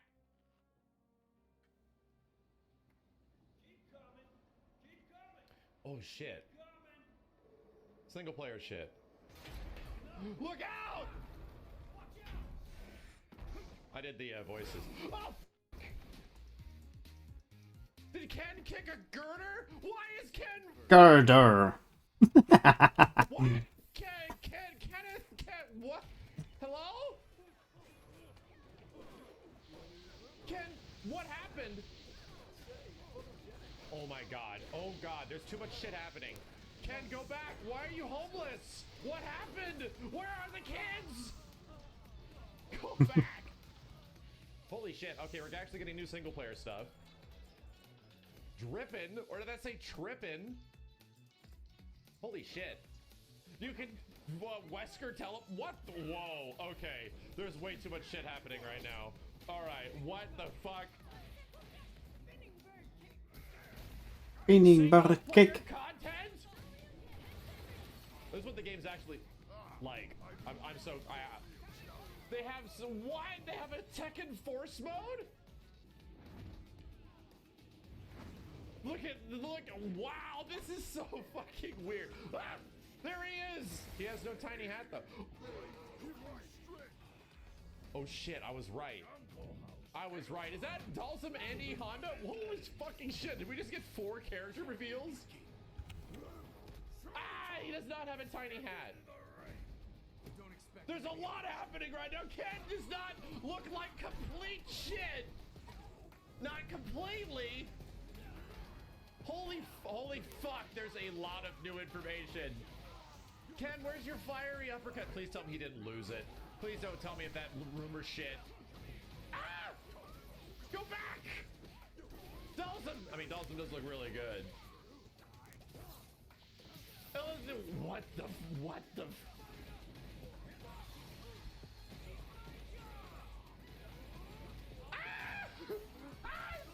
Shinrai, okay. Information. Dude, were those crazy kicks? What is happening? What the? Yes, the new competitive standard. What the fuck, dude?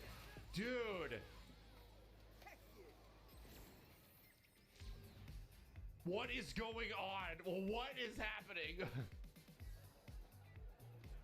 Too ambitious.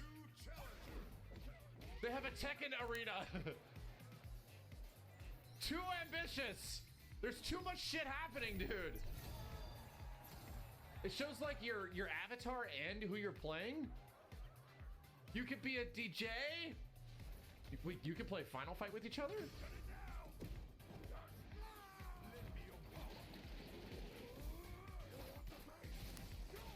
Oh, I need the high quality version of this trailer now.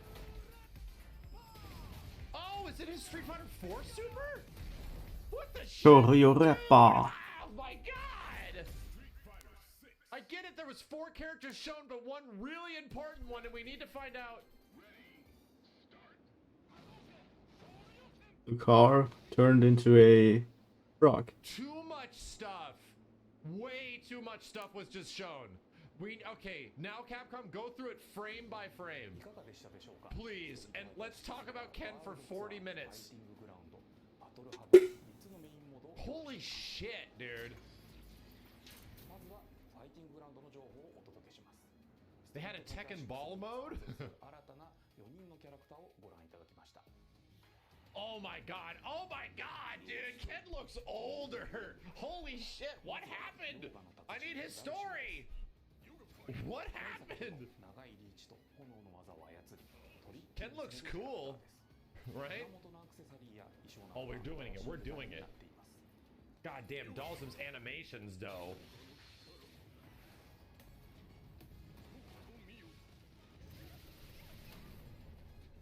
Dude, are all these characters going to be in the TGS build? Please tell me yes.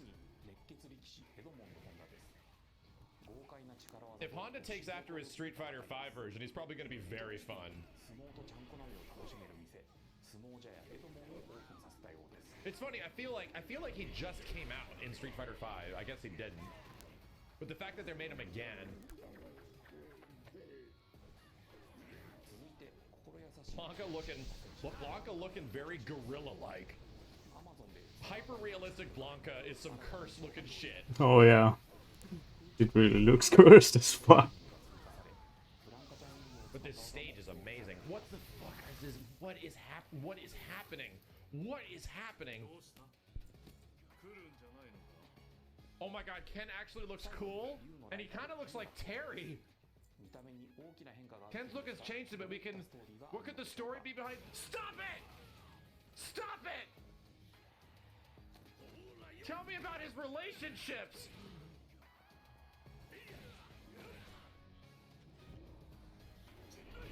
Did you give this bitch his crazy kicks back? I sound like I'm a crazy asshole. Oh, you did!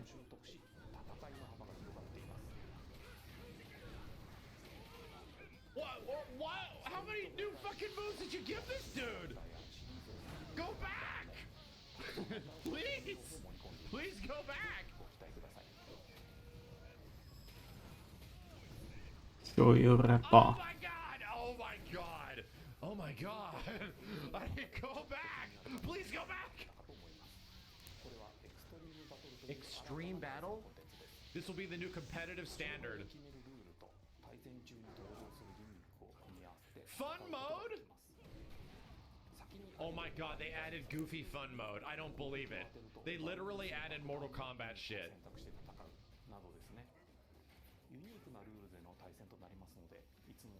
Oh my god, I can't believe you. This is amazing. This is amazing. This is amazing. Just have fun mode?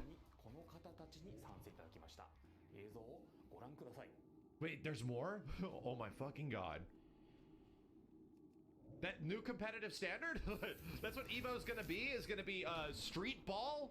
Street Fighter Balls? Balls Fighter? I was about to say, we haven't had a second. One sec, Ken. Ow!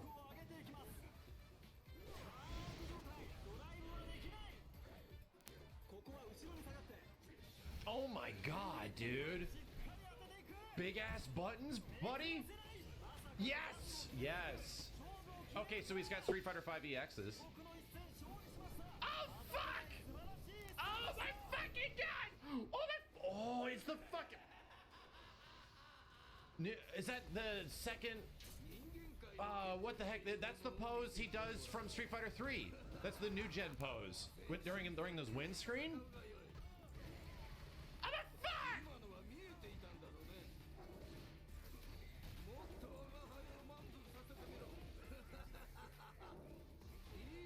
What is Honda getting blessed by the gods?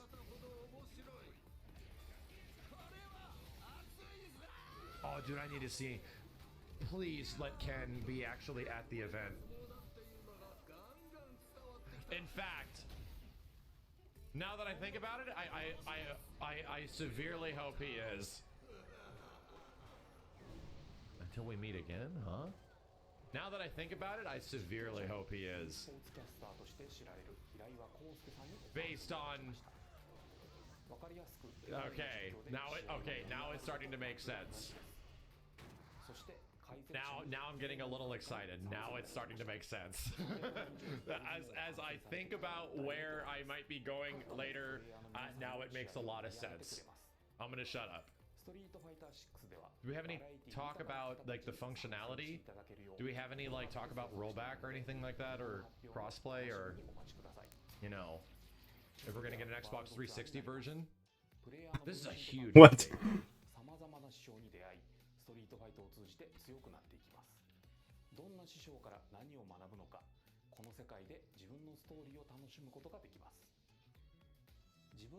Whoa. タイトルの開発経験で培った技術を盛り込んだエディット機能を使用して作成します。 So it's got a little bit of Monster Hunter Rise character 実 creator. 際のキャラクター迷宮を見てみましょう。 Wonder how expansive this is gonna be. Probably pretty. So 36 different hair types, and the hair doesn't look like shit. The hair looks like actual hair. Okay. Okay. All right. Chris, what happened? Chris, we gonna go stop Wesker? Dude, character creator looks pretty expansive. This game is jam-packed. Can we go look at Ken stuff again?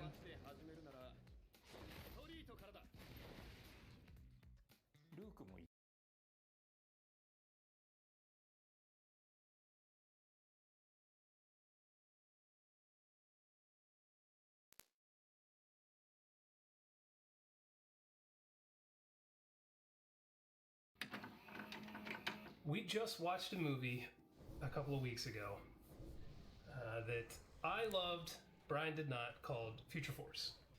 The remarkable David Carradine, directed by David A. Pryor. There's a sequel that came out 1 year later called Future Zone, I think, that we're going to watch right now. I can't tell if you legitimately I did. You It actually was liked it? so bad. I enjoyed watching it. Yeah. like, okay. Yeah. Alright. I thought it needed to be a little backier, but sequels are always better. So we're gonna find out. We're gonna find out, and I think we're gonna have fun playing the game. In which scene is David Carradine drunk again? I thoroughly enjoy that game. Passes the time. All right. To help us get through the boring action scenes. Speaking of David Carradine being drunk, we are drinking by Rusty Rail Brewing Fog Monster. I have an orange creamsicle hazy. What do you have? I have a strawberry creamsicle hazy. That's what I have. That's good. And we have had Rusty Rail before. I really like their beers. They do a good dessert type beer. Yeah, they haven't turned us wrong yet. Strawberry creamsicle is wild, so we shall find out. The cirrhosis. Yeah. I'm behind. I just painted my nails. Got it. Ooh. Carry on. Okay.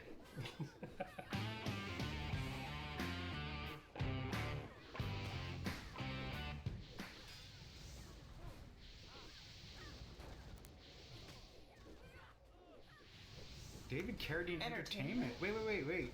So he started his own production company? And it's like, this is how I want to continue my legacy? Maybe that's how he got more money out of these shitty Well, we movies. know how he continued his legacy, but David A. Pryor, isn't he good though? Oh, no. Oh, we watch him here. Yes. Oh, another Pryor. Oh, his brother. That's the lead of Deadly Prey. The Deadly Prey is awesome. Listen to this music. It's Big Star Wars. It's just as good as John Williams' Star Wars. I agree. It's just as good. Very fantasy. Indiana Jones. Yeah. What the hell do you call this? Gun. Oh. We did not have a blank, so we had to put it up to him and add the sound. They had to throw it into his chest. Yes. Okay. Is that the ship? Yeah. Oh, those look like derelict ships. Oh, yeah, but still. Still, that's fun. That's awesome, yeah. Oh my god, just like the last movie where one button did everything to control love. It's just the same spot over and over. Wow. It's shot from a different angle. Looks stupid. Dude. Does the pyro guy have the best job on set? Possibly, yeah. In a David Pryor film. No! They're really burning the top of that ship. That looks like a big fire.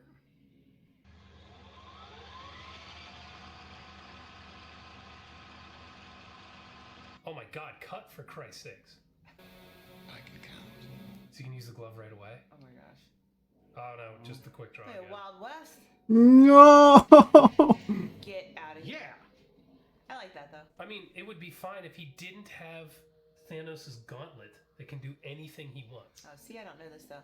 But he's also good with his gun. The music is off to me. Oh yeah, it wasn't the first movie too. Oh, okay. Way to be stealthy instead of just leaning out the door. Why did he just do? Yes. Yeah, Oh. windows down.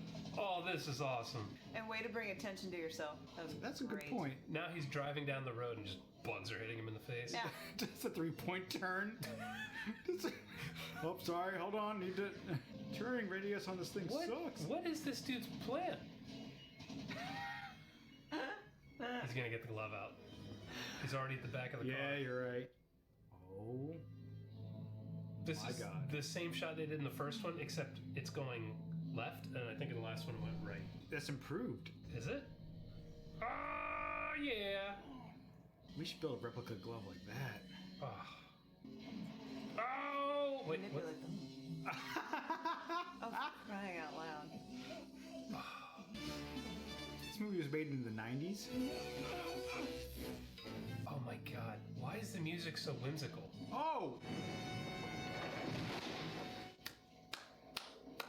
David A. Pryor knows how to make entertaining movies. What in the world? Oh, you're as confused as I am. That was not in the first movie. No. Can we teleport? Yeah, whatever that is. He Highlander 2'd right into the world. Is he fighting a Terminator? What? I hope so. Oh, it's gonna be Pryor. Yeah, baby. Is that Ted? Did he transport or did he like time travel or?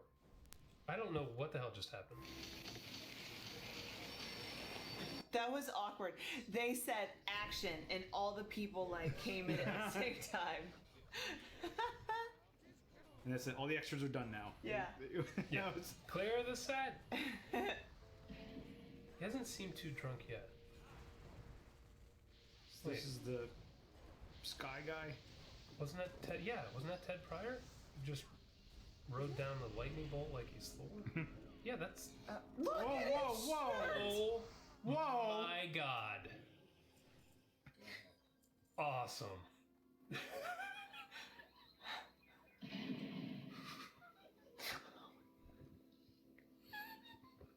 That should just be our uniform for the show. Yeah, we would pull it off just as well. Make Dave wear it. Where'd you learn to shoot like that, kid? Who might that be?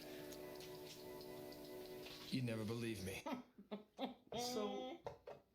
So is that like his son from the future or something? Is that what they're saying? And he just came in on a ray of light and is just working for cops now? Yeah, he had to get a job. Oh, we know him. Charles Napier. Yeah. He's got a jaw. I probably am mispronouncing his name because I mispronounce every name on this. Oh. Oh! That son of a bitch hung up on me. Is this what being wealthy is? I think so. This guy's getting the Deshaun Watson. Yeah.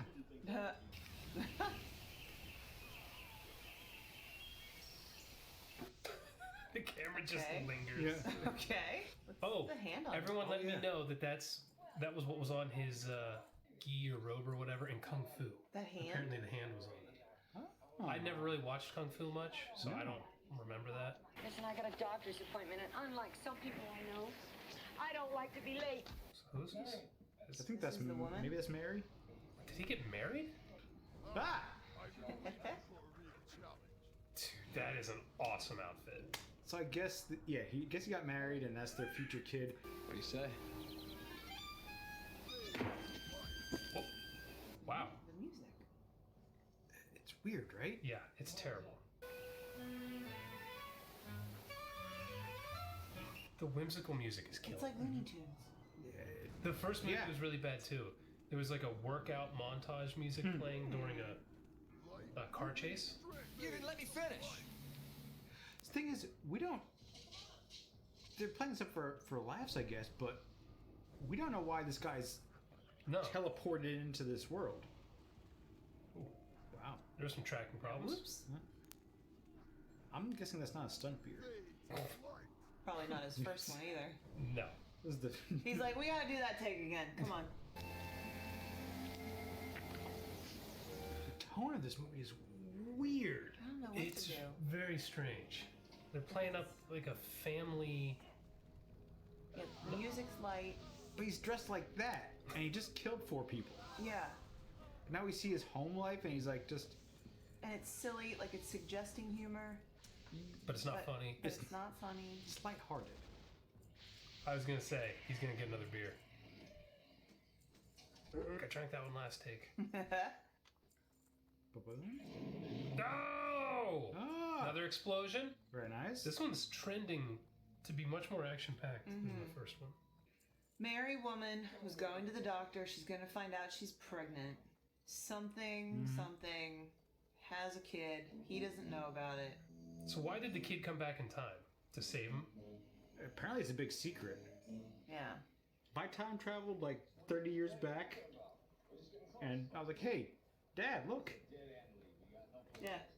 And you would believe that? We have to save the world. If some jack dude came up to you and was like, I'm your son from the future. Yeah. You'd be like, get out of here. Wearing his mesh shirt and leather jacket. Right. Yeah, I wouldn't walk up to my father dressed like that 30 years ago. I mean, Carradine's wife is in menopause. Yeah. Like, she isn't having a kid. Things happen. Maybe that last egg. Maybe he just bullseyed that with his quick draw. Things happen. You right? It is David Carradine. Yeah. Is it glittery? Oh my gosh, there's glitter in it. It's so good. How long till he's just completely shirtless? He pretty much is, though, right? Yeah. Oh, we got the old school uniform. Oh my god, tell me someone else was sent back in time. Tell me this is the goddamn Terminator. Can I see her nipple? I was just going to say, I don't think she's wearing a bra. Yeah. Yes. I mean, the dress code there seems pretty lax. Yeah. What? Oh, he was putting on a I silencer? thought it was alcohol. Oh, is that what he was doing? I thought he was Oh. twisting off a whiskey. That's what I like thought the too. cap of a whiskey You flask. would think that. I mean, that's what I'd be doing. He's a lefty. These guys don't look well. There's a motley crew. This is so good so far. Oh my god. This is so stupid. The guy closest to us in particular looks very clueless. Damn. Jeez. He's a very quick shot. Who would have thought those gut shots are instantly fatal? I was going to say, gut shots are pretty quick, huh? That's a David A. Pryor staple, though. Gut shot? Yeah. In Deadly Prey, everybody gets stabbed in the gut and dies instantly. Dave says it's the descending aorta. Gets it right in the descending aorta. Dead. Okay. Faster than a headshot. I trust Dave. And David A. Pryor. I trust all Daves. 3 chambers left, Mr. Genetti. This sounds like the music from Empire of the Dark. He's got a guy to If clean anything, that up. you take him to the torture basement and, work him over. I said they're gonna kill him anyway. You don't want him to be able to talk in the future. Oh, I don't know these mob games. Hey, blood on the wall, pee on the floor. No one wants this. I guess this guy's not from the future. The other cowboy guy. The I cops think he's guy. just a hired goon. I think so. But the way they did that made it seem like Yeah. a foil from the future. Yeah, he was something special. But look, I don't want to talk over this thing. You're going to have to wait till you get home before I tell you. Then why did you call? Tease him. I hate games. Stay here while I go get the belt. Oh. He doesn't need a belt as long as he's married. Oh, that's true. I do know where the gang's hiding out. You want it? Her delivery's strange to me. Yeah. It's almost like they're shitty actors. Not very nice. They're in that warehouse down on 6th Street by the docks. What is this Jeopardy game going on? Yeah, it's like At a. the bottom left. Well, I'm there's looking at the top left. solitaire or I whatever. don't know. And then, yeah, it's like one of those Bartok games. It's so distracting. What is it doing? That's how you know it's the future. Yeah, it's high tech. It's computing. John Tucker, civilian operated police. In the first movie, it was cops, though. Was that like the squad? Or services? Operated police systems. Yes! Oh. That was so good. Oh my god. Oh my god. Every pillar. So they were just hiding exactly the angle they knew he was going to come in. Yes. Yeah. Okay. And by the way, he snuck in. Right. Saw no one. It's so stupid. The more you think about it, the dumber it gets. It makes no goddamn sense. And no one moves. He's No. running. but no one will move. Like, I understand he's unable to hit them because he's running. What? They're really struggling to hit him. Yeah. It's like foosball of gun shooting. What? Yeah, the men they're stuck. Foosball. Stuck on the wall. Stuck on their poles? You're so pretty. You wanted me here for this movie. Jason, this is all your fault. This is your idea. Excellent. They did this in the first movie, driving around while shooting. Everyone's shooting from the hip. Yeah. That's how you shoot guns. How many episodes of this have you done? Oh, wait, we're shooting on a main street. Yeah. What? We did not do that in the first movie. Bigger budget. Yeah. Also, I'm amazed that there's cars that are like 50 feet long that are two-door. Very important to me. Tucker, You can't hear the gunshots? Yeah. This woman is annoying. I'm also surprised they can't hit each other. They're literally 5 Right feet next from to each each other. Like, you could point your gun 6 inches from his face. Put the gun in his mouth.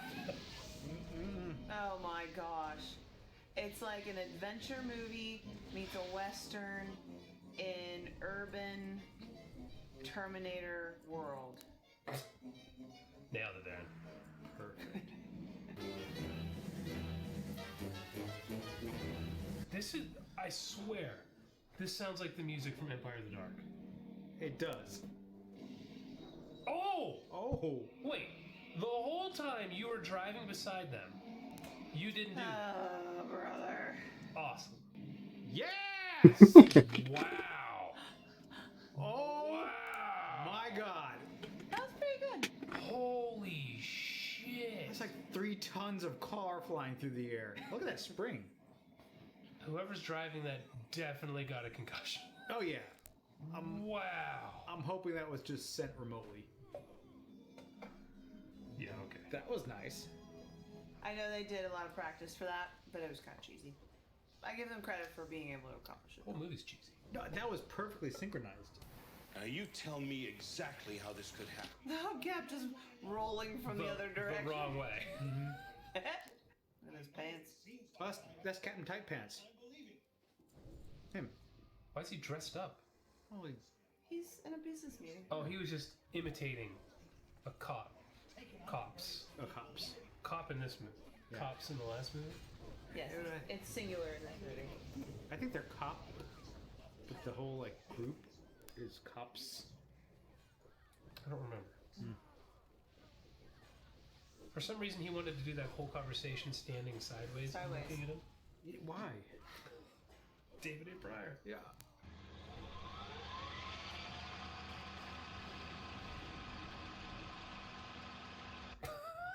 Still There you go. Padding the runtime.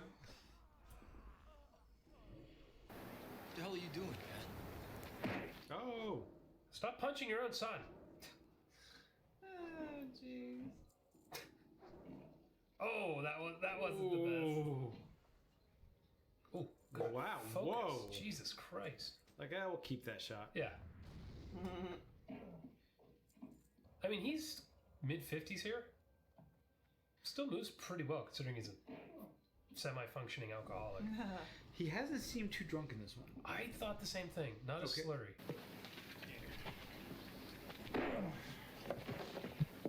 What's that move? That maybe wasn't the best acting. Like some friends of mine. They built a time portal. They flipped a switch and here I am.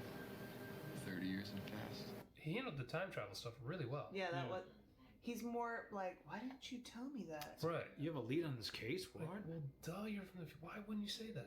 You know everything's gonna happen. Not in any detail. You never did fill out reports, John.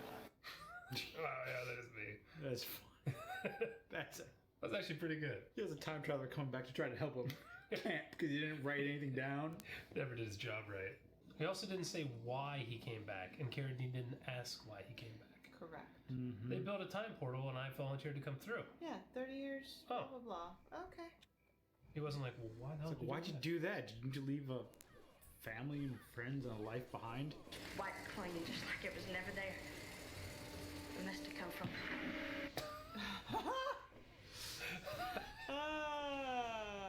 That was great. Awesome. stopped at a random field. He stopped at his own house. Yeah, definitely looks like that. Oh my god! That is totally not his yard from before. It's not any house at all. That's the shell of a house. That was still amazing. That is so bad. That was big though. Oh, much bigger budget in this movie. Yeah. The first one must have done really well on. Sumerian died, and now like he just like disappears.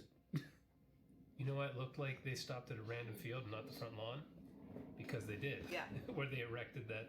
Yeah. No driveway, no sidewalk, no landscaping. Just. Where are you going? I'm gonna get drunk! We knew. This is after the director yelled cut. Yeah.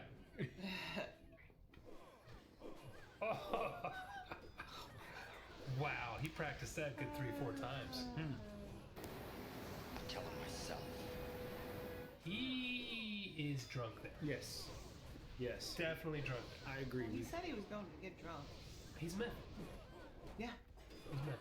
That was a real bar he walked out of. Oh yeah. Charles Napier's in this. He'll never get it out of the drawer. I think he might be drunk here too. Yeah. I hope so. There's been like a shift. Oh, it's about time. For real. Wait, what's that? I do not understand the music of this. I'm waiting for your horn. Well, why don't you open the damn door for me? Drunk. Yeah, he sounded very slurry. You asshole. Oh yeah. Yep. Wow. Didn't seem that bad the first half of the movie. Now I agree with you. I thought he maybe was clean for this whole production. Nope. Do you think they shot it in order? Over 2 days. I brought dessert. By what? Brought dessert. Oh. Bambi will be like, oh, yay. It's a little like powdered sugar. That is definitely powdered sugar. That looks delicious, whatever. She is not cute. She looks... She's somewhere between 25 and 45. Yeah. Yeah. But like with like drug addiction thrown in. Don't judge her. Something looks not right. I can't put my finger on. You're judging Ted's mother. The woman's probably very nice. You know, a nun, of course. Obviously. That K5 looks like it belongs there. Yes. That's where they bought it. Tucker! Shut up! It's a weird That's a angle. different one. Tomo! Right? What the fuck is he doing? He's aiming a gun at his own. That like is hurting my wrist. Just like my forearm is stretching. Here comes the music. Like, this is not a gunfight to the death. We better split up. Or you could put a glove on and kick everyone's ass. This is the same as the last movie. What the hell? They have the power glove. They're playing with power. Yeah. He could put the Nintendo Power Code in just right now and win. Oh well. Is he not even going to use the goddamn glove? Doesn't seem like it, huh? Why do they tease us? I think the glove is literally just for the poster. For the VHS cover. Oh, the same moves. Hey, you know what? That wasn't terrible. Yeah, it was. It's time to die. Time to die. Oh! Not my kid. Only you'd warn the Is it the woman? Yeah. Oh, jeez. The woman. I can almost see the baby in those I shirts. do not understand the casting of this I woman. understand her. I'm perplexed. Oh, I thought that was a medical helicopter. I'm like, that is a terrible doctor.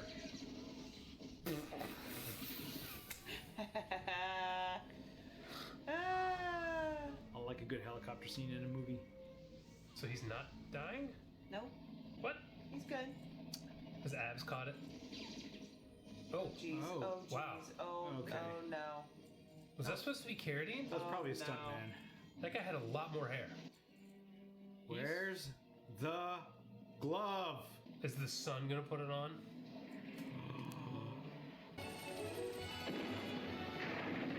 Oh, they're shooting freaking rockets at him. Love it. Pow pow. Oh, remote control.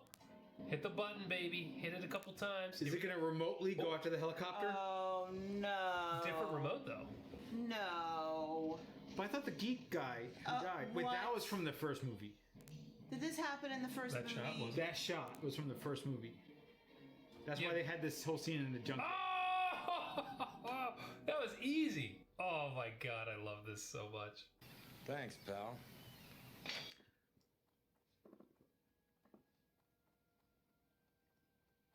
That's the greatest weapon ever made. Why does he not care about it?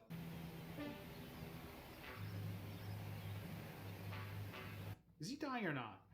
No, he's totally fine. Yeah, blood loss stopped. We're good. That's the end of the movie.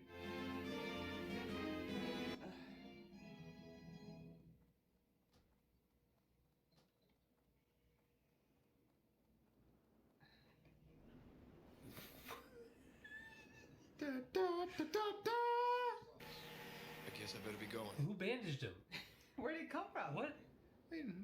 Out of Carradine's shitty truck? Yeah. His arm's not even bothered at all. No. No, he's shot on that side. There is no way those two made that human. Like, ew.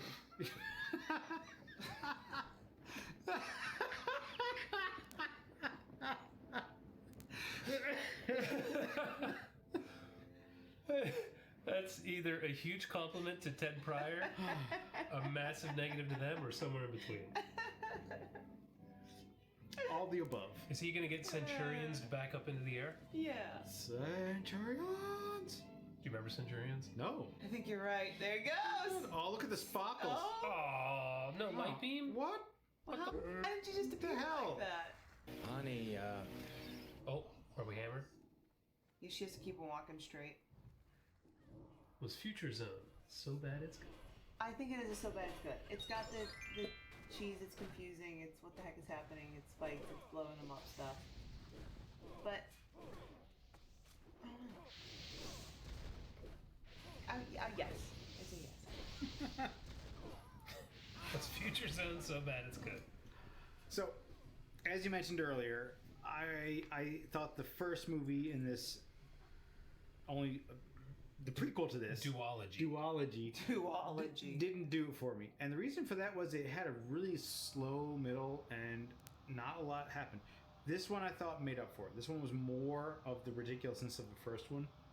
So I thought, while I didn't think the first one was so good, this one went over the top more often. It was dumber. It was bigger, dumber, and louder, and I liked it. So bad it's good. I'm with you. I like this one even more than the first one because it had a bigger budget and was somehow dumber. The glove is in it less in this movie than in the first movie. He barely uses it. It's amazing. And there's no explanation. So if you haven't seen the first movie, you have no idea what that is. No. I didn't. It's, and you watched our review of the first one. Yeah. And you were like, what the hell's happening? I love this movie. The music was insane. The acting was, I loved everything about this. The music was ridiculous. I love this. I would show people this, like, hey, you just want to put on a bad movie? I would put this on. This is a good one. Oh. Oh, wow. Oh, okay. Well, she's younger than she looked. You sure? I mean, younger. I cannot gauge her age. She's like an 80s 25. Yeah. She's Right? just turned 26. Yeah. But she looked much older in the first shot. I thought he was visiting his mother. So did I.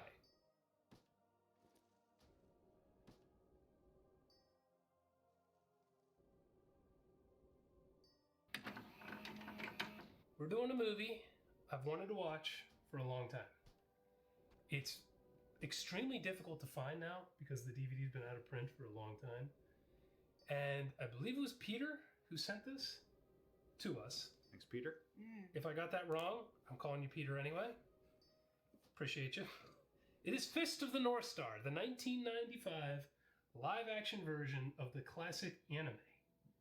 Which is why you saw two covers side by side. I do, yeah. One is an anime, and then they did a Gary Daniels starring remake or adaptation, I guess. Oh. In '95. Who's Gary Daniels? He was a martial artist. We saw him in Submerged with Steven Seagal, where he did absolutely nothing. Yeah. And got smashed by Seagal. Made an impression there. But he's a martial artist who did a bunch of these '90s kind of movies. So. Oh, nice. We are entering my favorite time of the year, Halloween season. I do a lot of things at Halloween. I dress up in a scary costume. Yeah. I scare the crap out of kids at trick or treat. Yeah. We carve epic pumpkins every year. Epic pumpkins. And we try many different kinds of pumpkin beers. Number 4 is the best. Unfortunately, number 4 makes it difficult for me now that we're doing 2 episodes of So Bad It's Good a week. I'm trying all these pumpkin beers. That doesn't really jive well. Fortunately, we have something here that allows me to feel much better in the mornings than I would otherwise.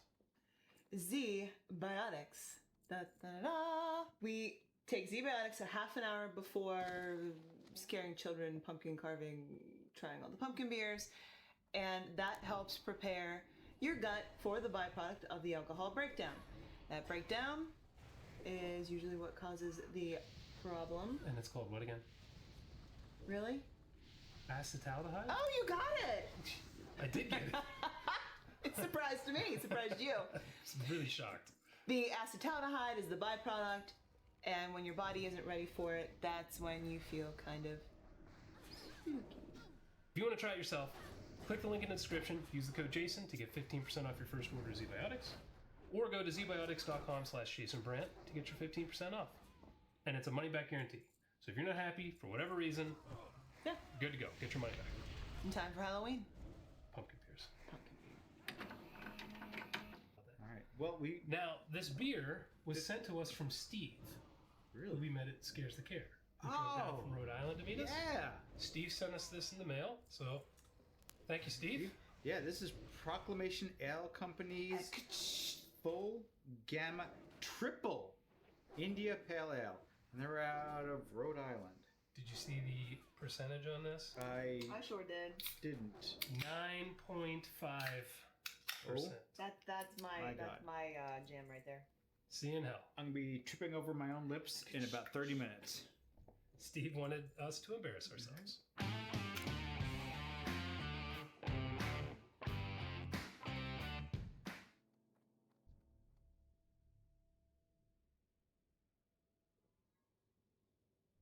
Tony Randall. Who's What? that? He's done things. Gary Daniels. Hang on. who's- Going through the Rolodex. Hellraiser 2. Oh, Tony Randall did That's the Hellraiser good 2. one. That's one of the good ones. Second best. Yeah. Chris Penn. Who's Chris Penn? Yeah. Sean Penn's fat brother. I wondered if it was a pen. Van Peebles! Wait, Melvin Van Peebles. Is that different Van Peebles? Mario Van Peebles is who you Downtown Julie Brown. What? Is Downtown Julie? She's a DJ. She's like a radio. Really? She's British. This Oh. is Downtown Julie Brown or whatever. Sounds like a hooker name. Vader's in it. Clint Howard! Who's that? And Malcolm McDowell! Who are these people? God. Malcolm McDowell's a legend. So that's it. Leon Vader White? Was that wrestler? Vader was a wrestler. Yeah. Oh, interesting. And I feel like his actual name was Leon, but I don't remember White. Ooh, that doesn't bode well. Oh, no. Look at that. The world's over. This is I like me some post-apocalyptic stuff. Once the honorable banner of a school. It's like, looks okay. Looks really... I mean, it's a miniature. Yes. Jacked. Bullet hole. Oh, look at them bullet holes. So you guys know nothing about Fist of the North Star? Or Nothing. disease. Okay. I have seen the anime, so Yeah. I know the story. I don't want to say anything. People go explode, eat boom boom. It's got some lats. By the way, Gary Daniels is not this big in anything else I've ever seen him in. You think he juiced a little bit for this one? Well, when you see the anime, the guy's built like He-Man, so Okay. I think he definitely ate some chicken and rice. Right, right. And From Mexico. ordered some Mexican supplements. This is looking very cheap. Because when he's walking, there's nothing in the background. You're right. That was a miniature. Smoke. Yeah, and this is just smoke. Yeah. Malcolm McDowell. Oh. You've seen him in a million things. Yeah. It's a legend.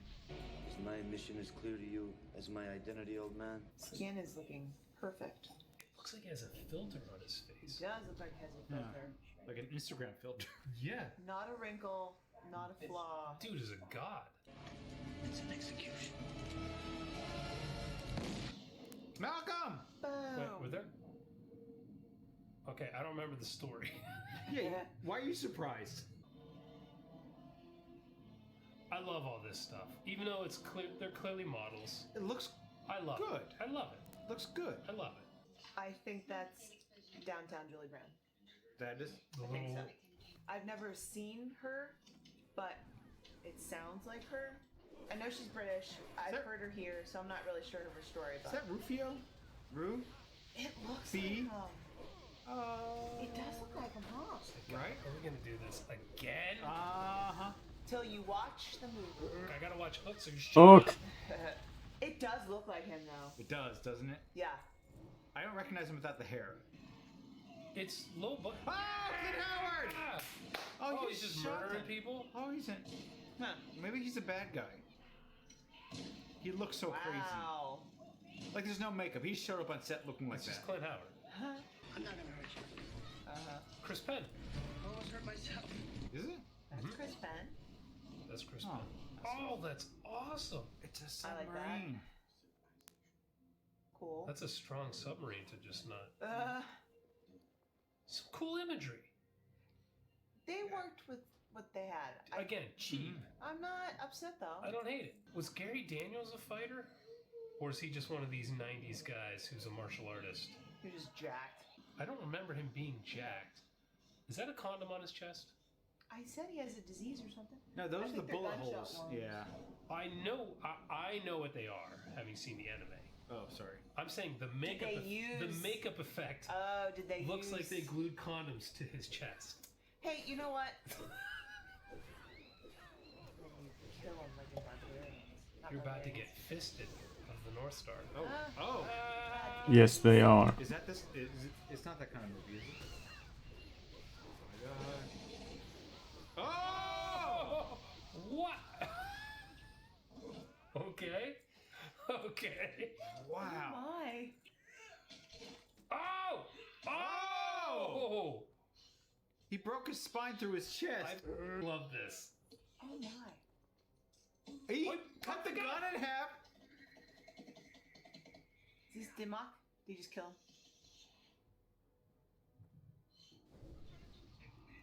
Boom. You're already dead. He shut down his liver. Death touch. You're right. Ew. Oh.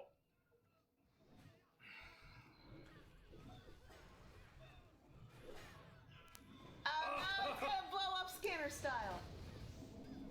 Yes! This is so awesome already. Oh my god. Yes! Yeah, look at that. Look at his face. Look how He's lean. he is. You're gonna have your shirt off in this movie. We need to do a bodybuilding prep. Yeah. And then cut. You're getting down to like 4% body fat. Yeah. You're gonna feel like trash. You're gonna be delirious. Yeah. But you're gonna look amazing. Yeah. Look at his eye sockets, though. Yeah. I mean, this dude's on death's door, but he looks great. Yeah. From here down, he looks awesome. Probably why his hair's falling out. He's so depleted. Oh my gosh, like He's shredded. the Collarbone. bone, but Yeah. then like The the eye sockets. tendon. Yeah. Woo! Look at his clavicle, like the point. Oh yeah. You can yeah. Wow. He's not well. Looks great. But Not that, dying. that is dedication. This took years off his life. Oh, that is. Oh my gosh, you're right. That is dedication. You know he's miserable. Mm-hmm. What? The Last Dragon. No. Oh. That's what happened to our Ew. Damn, that's graphic. Is that what happened? To our hero? Scars? To condom scars? His chest cavity like burst open? He survived? Did Aaron figure it out? Look how tiny her waist is. You could like one hand the waist, pick her up, and just move around Oh the my house. gosh. Yeah, it's like this. Yeah. Rue! B! Oh! Is that him? It's gotta be. Yeah. I think it is. Yeah, it's him. I think it is. I'm so joyful right now that it has come full circle in this way. It's great. To see him in a So Bad It's Good movie. Yeah. Movie. Or, so far, good. just a good movie. It's amazing. Oh! Jesus? Are you Jesus? Well, it's a cheap movie, but it's still kind of good. She's handling this very well. Yeah. She's like, God damn. Considering there's lightning and she's Actually, never she's seen like, before. why is everything so up? What the hell? Again, it's a miniature. Looks okay. And amazingly, we can see more than we could see in the last season of Game of Thrones. You aren't lying. You must turn Kinshuru's heart thin. Turn Kenshiro's heart thin? Turn it in? What does that mean? Something's coming out of the ground. Yeah, is it, What? Oh. Is he gonna fight Zombies! That's like a mummy. The mummy? What's happening? Is he dreaming? Is there a full moon? Is that the master? Is that Malcolm McDowell? You are in the fault of your destiny. I think it is, yeah. Who I cares? win Who this round. cares?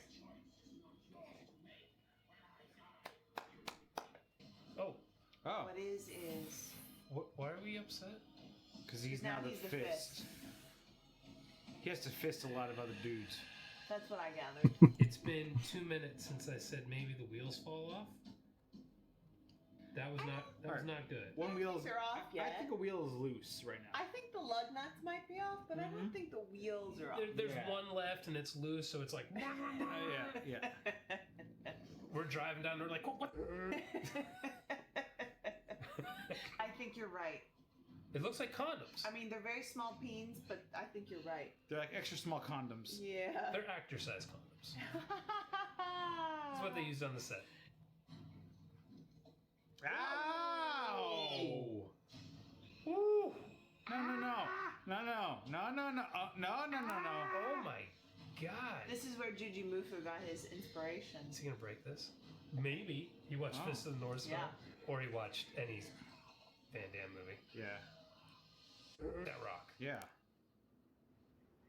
Aw, why Don't you worry. bullies? Are they gonna fist this North He's Star? gonna fist these guys right now. Here's the joke for the episode. Where's Vader? Julie Brown. Maybe it's not Downtown who we thought. Julie Brown. This pen didn't get the notoriety of his brother, did he? No, but he was in Best of the Best, which is awesome. We need more Clint Howard. Oh yeah, what happened to him? He didn't die. No, he just shot a bunch of people and just... Didn't even end that scene. He just kind of... No. Oh. Damn, that's up. Gasoline and fire. Oh, and Clint! then dragging him.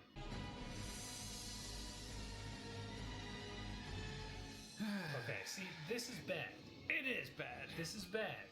Oh, he's gonna drown him. Who are these people? That was... Is this because he's now Fist of the North Star? He's like Superman? Like Superman? I don't know. Whoa. That was kind of cool. I don't. What a visual. Yeah. I don't know what it is. It but doesn't it's... matter. So cool, man. You don't have... Oh, is that an upside down cross? It was the Southern Cross It's constellation. The Southern Cross. Listen to the narration, Jason. It's an upside down cross? It's an angled cross. It's the Southern Cross. It's a constellation. They're obviously Australian. Oh! That was a very professional looking guillotine. That is a Very nice clean guillotine. Very engineered. I kind of like the clay cracked skin. on Yeah, his that guy looks really head. What? His blood What? catches fire? What? Well, that's how you know he's a bad ass. Bad mother trucker. Oh, no! Is that how you say it? Oh, this is a flashback. No. No, yeah, it because can't that's be. Chris Penn. Yeah. He doesn't have the shit on his head. that what's keeping his head together? Oh, she's remembering? Yeah. Is this the main bad guy he's fighting? Yeah. That's the perfect skin. Oh, just without the mullet. Malay. Like Samson. Oh! No! Dirty fighter! You're gonna win Why? the UFC fight now. Yeah, right. Oh! Hence the scars. Hence the condom scars. He is kind of finger-ing him. Stop. This is brutal. Yeah. It looks good, too. You know what? Like, they should do this in, like, film. Watch this in film classes. That's disgusting. Yeah, it's pretty fucked up. It's so gross. Why should they watch this in film class? Yeah. I was waiting for... Like, it looks... For as low budget as this is, it looks good. Say that again, and that is the exact reason why I think... How do you stretch $1? Yeah, okay. Yeah. I don't know how they did that thing, but, you know. Well, that was, I think, a body cast. Yeah. That he was... He's just pushing through. Because you never It's saw like- his it's like face. cake. Well, I don't know if it was cake. Oh, that would be great if it's cake. This isn't low blow. Then the crew can eat it. Brian, I don't know how you do it, but you always do it. Think how tasty that would be. Like, hey guys, we're gonna film today a gross scene. The guy sticking his finger through the chest and ooze is gonna come out. Then we're gonna eat the chest. You're gonna eat this cake, this actor finger. Mm-hmm. Yeah, I don't hate it. Like, I like his makeup. Yeah, I agree. The biggest problem so far is there are sections that are shot really poorly. Where it's like, what the are you doing? I guess something else. Oh, Is that a mace? that's a big dude. That could be Vader. Maybe that's Vader. Oh, that might be Vader. Oh, it's bubbling. Don't take it off. What are you doing? Put more on. Duct tape. I think you just have a helmet or something, right? I think that's Vader. Oh. Who's that, Banshee? She has a hell of a scream. Damn, her scream is nutty. That's why they cast her. That's why he's gonna kill her, just to shut her up. Ha! It's like a teapot. Hey. Dude. Hey. Vader was so big. Yeah, but yeah, that's him. That's him. That's how That's him. big. Listen, Hopefully it's slow enough. Oh my, he ate that. Yeah, now you're in trouble. What's her down? Dude, you're in deep shit. Dude, Vader used to, was it a moonsault? You do like a backflip off the top rope? That dude? like old wrestlers, not to say. Rufio! He dies in every movie. He does. Spoiler alert. Oh, Vader is smashing. Yeah, he is.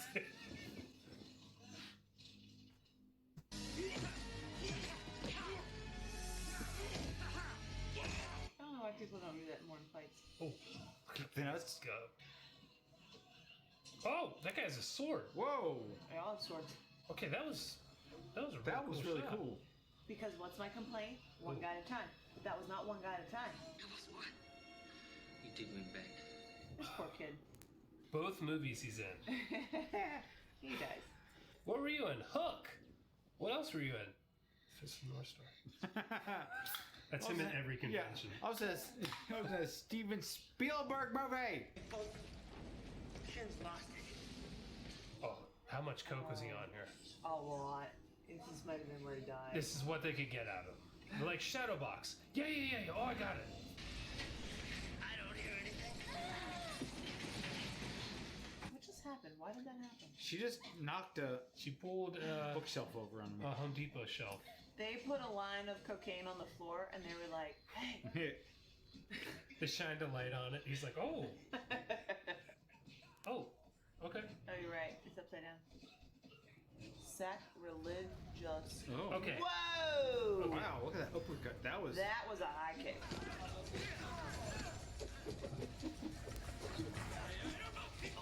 I like the fight choreography a lot.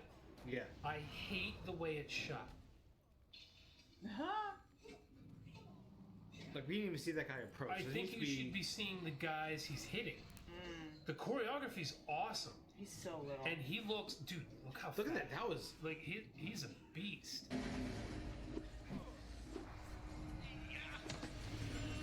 Like this. This is what I'm talking about.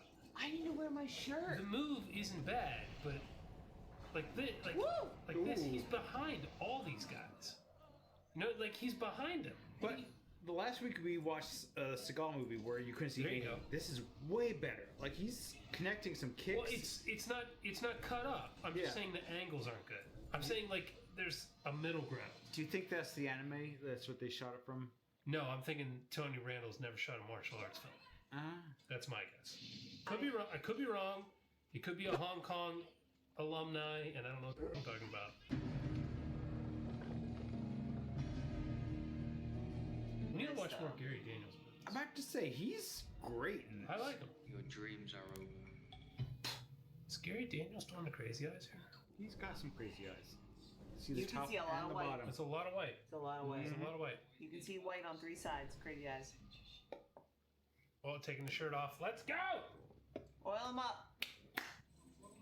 Whoa! What the hell? is Goodness. This isn't 50 Shades. He's like, yeah, he's like a walking S&M club. Oh, what? That's He's wearing. This guy didn't diet down. He's got a girdle. Oh, that's unfortunate. He's like, I have perfect skin, not perfect abs. Like, let's keep our abs under wrap. Yeah. He showed up to shoot, and they were like, "What the dude? Like, why do you have a You're 15 pounds overweight." He looks like a normal guy. Right, yeah. But compared to Gary Daniels, like my skin won't look this good if I diet. right. Skull Oh dude my. was oh. Whoa. Oh! More of that, please. That's the best thing I've seen. Oh, is he gonna finger him? Oh. Yep. Oh. Oh no, he's gonna. You've seen this before. Well. Yeah. Oh! Oh my gosh, there's blood spray. Oh, that looks awesome. That's. We should have seen more of this. He's up. I love that. Did he lose his power? But he is. Yeah, but I don't know why. He definitely didn't diet. He did not He's diet wearing a girdle. Yeah. Dude, bro. Should have gone with Matthias Hughes. Maybe. Who would have been huge and bigger and more shredded and would have looked like a worthy adversary. Formidable opponent. Yeah. The problem here is Gary Daniels looks way better. What? That was awesome. Are you trying to recast like a 30-year-old movie? Yes, I am. Oh. Oh. It's gonna pop like a tomato. Wow. Down by the creek. Ah! Tomato down by the creek. Yeah! Oh, he's doing the thing. It's gonna explode too. That's not what he did before. No. He hit him in the forehead. It's like in the temple. He gave him the big heart explosion. Yeah, dude. Oh! Uh-oh, death kick. Oh! Dude, Gary Daniels is a beast. Yeah, For seriously. real. He has some sick moves. Seriously. What's up, fatty? Dude's like a model. Look at him in his girdle. He is wearing a girdle. That is a woman's girdle. That is a woman's girdle. You and I look like us, and we're calling him fatty. Yeah, I have 13 chins. I'm like, come on, bitch. Oh no. Oh. I thought he was gonna explode. Yeah. If he just dies, that sucks. It was Yeah, like a different. you It was need like a different thing. You need to demock that. Like his heart should have exploded. Right? Out of his chest. Like, Well, now he's just plain old dead. Yeah, that's stupid. Really? that's kind of boring. Yeah. Boy, they waxed him for that. Wait, who? What? Oh, he's. Who are we fighting? What Oh, is this? everybody. Everybody. Including Vader, in the too. club. Oh, really? What? Oh, the music is terrible. Oh. Is he the new Lord and Master of the He Southern is, Cross? He's the But new how do they know? McDowell. Is he the new McDowell? What's his name? Danny McDowell? What's his name? Danny McDowell. Yeah, you're right. Malcolm McDowell. Malcolm Daniel McDowell. Danny McBride. Danny McBride. That'd be great. Put Danny McBride in this movie. Oh my god. Gold. Danny McBride is the villain. What's this now? Oh, What's that? What is that? It's a. What's this? It's a sack. Are we looking at his sack? So he's now the leader of the Southern Cross gang. And the Fist of the North Star? Was Goodskin the fist of the whatever? Like, was he like the Of the Southern South? Star? Well, he killed the Southern Cross. No, he dissolved. Isn't that? And then became the Southern Cross? Isn't that the kingdom? The kingdom or something? Was Fist of the North Star so bad it's good? I liked it. Yeah? I did like it. I didn't follow the story. The guys had to fight in the apocalypse. I didn't follow the story at all, but I liked it. This is a no-budget movie that Yeah. shoots above its weight. It does. Right. We were talking over most of the movie. Last half. I don't know the story. There was a good 2/3 of the middle of the movie that nothing really happened that gained our interest. It didn't seem to matter though. Clint Howard didn't get a payoff or Did he die? I think he just disappeared. So I didn't see him die. I may have missed it. I don't remember him dying. So They just ran out of days with him. Honestly, I agree with Aaron in the way that, hey, this punched way above its weight class.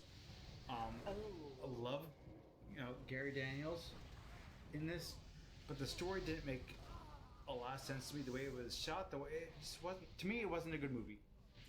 So I'm gonna say no. Okay. I think we need to have a conversation. We're not reviewing good movies. Look at bad movies that are entertaining. Fair enough. This is not a good movie. No. Fair enough. But we were talking over the whole thing. We weren't paying attention to a bunch of it because it wasn't interesting. So for me, that means not. Okay, I'm gonna disagree. I think this is awesome. I loved this movie. I honestly think it's only a couple steps away from being like a cult classic B movie. I'm starting to think Vader might be the giant black dude. Yeah. I swear to God. I thought that was the wrestler too. White Vader's name was Leon. I swear it was Leon. He looks like a wrestler though. He does. Big. But that's not Vader. Oh! I think it's Vader.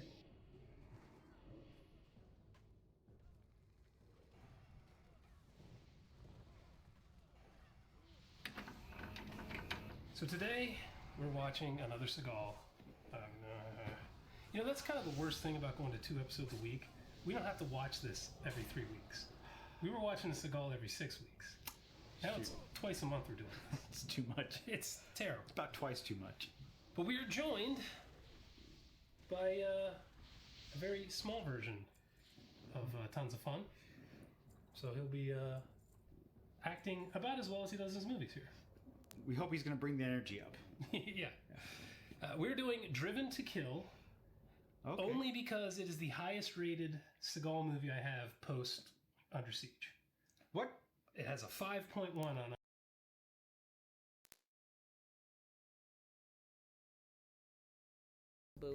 The Saga series led by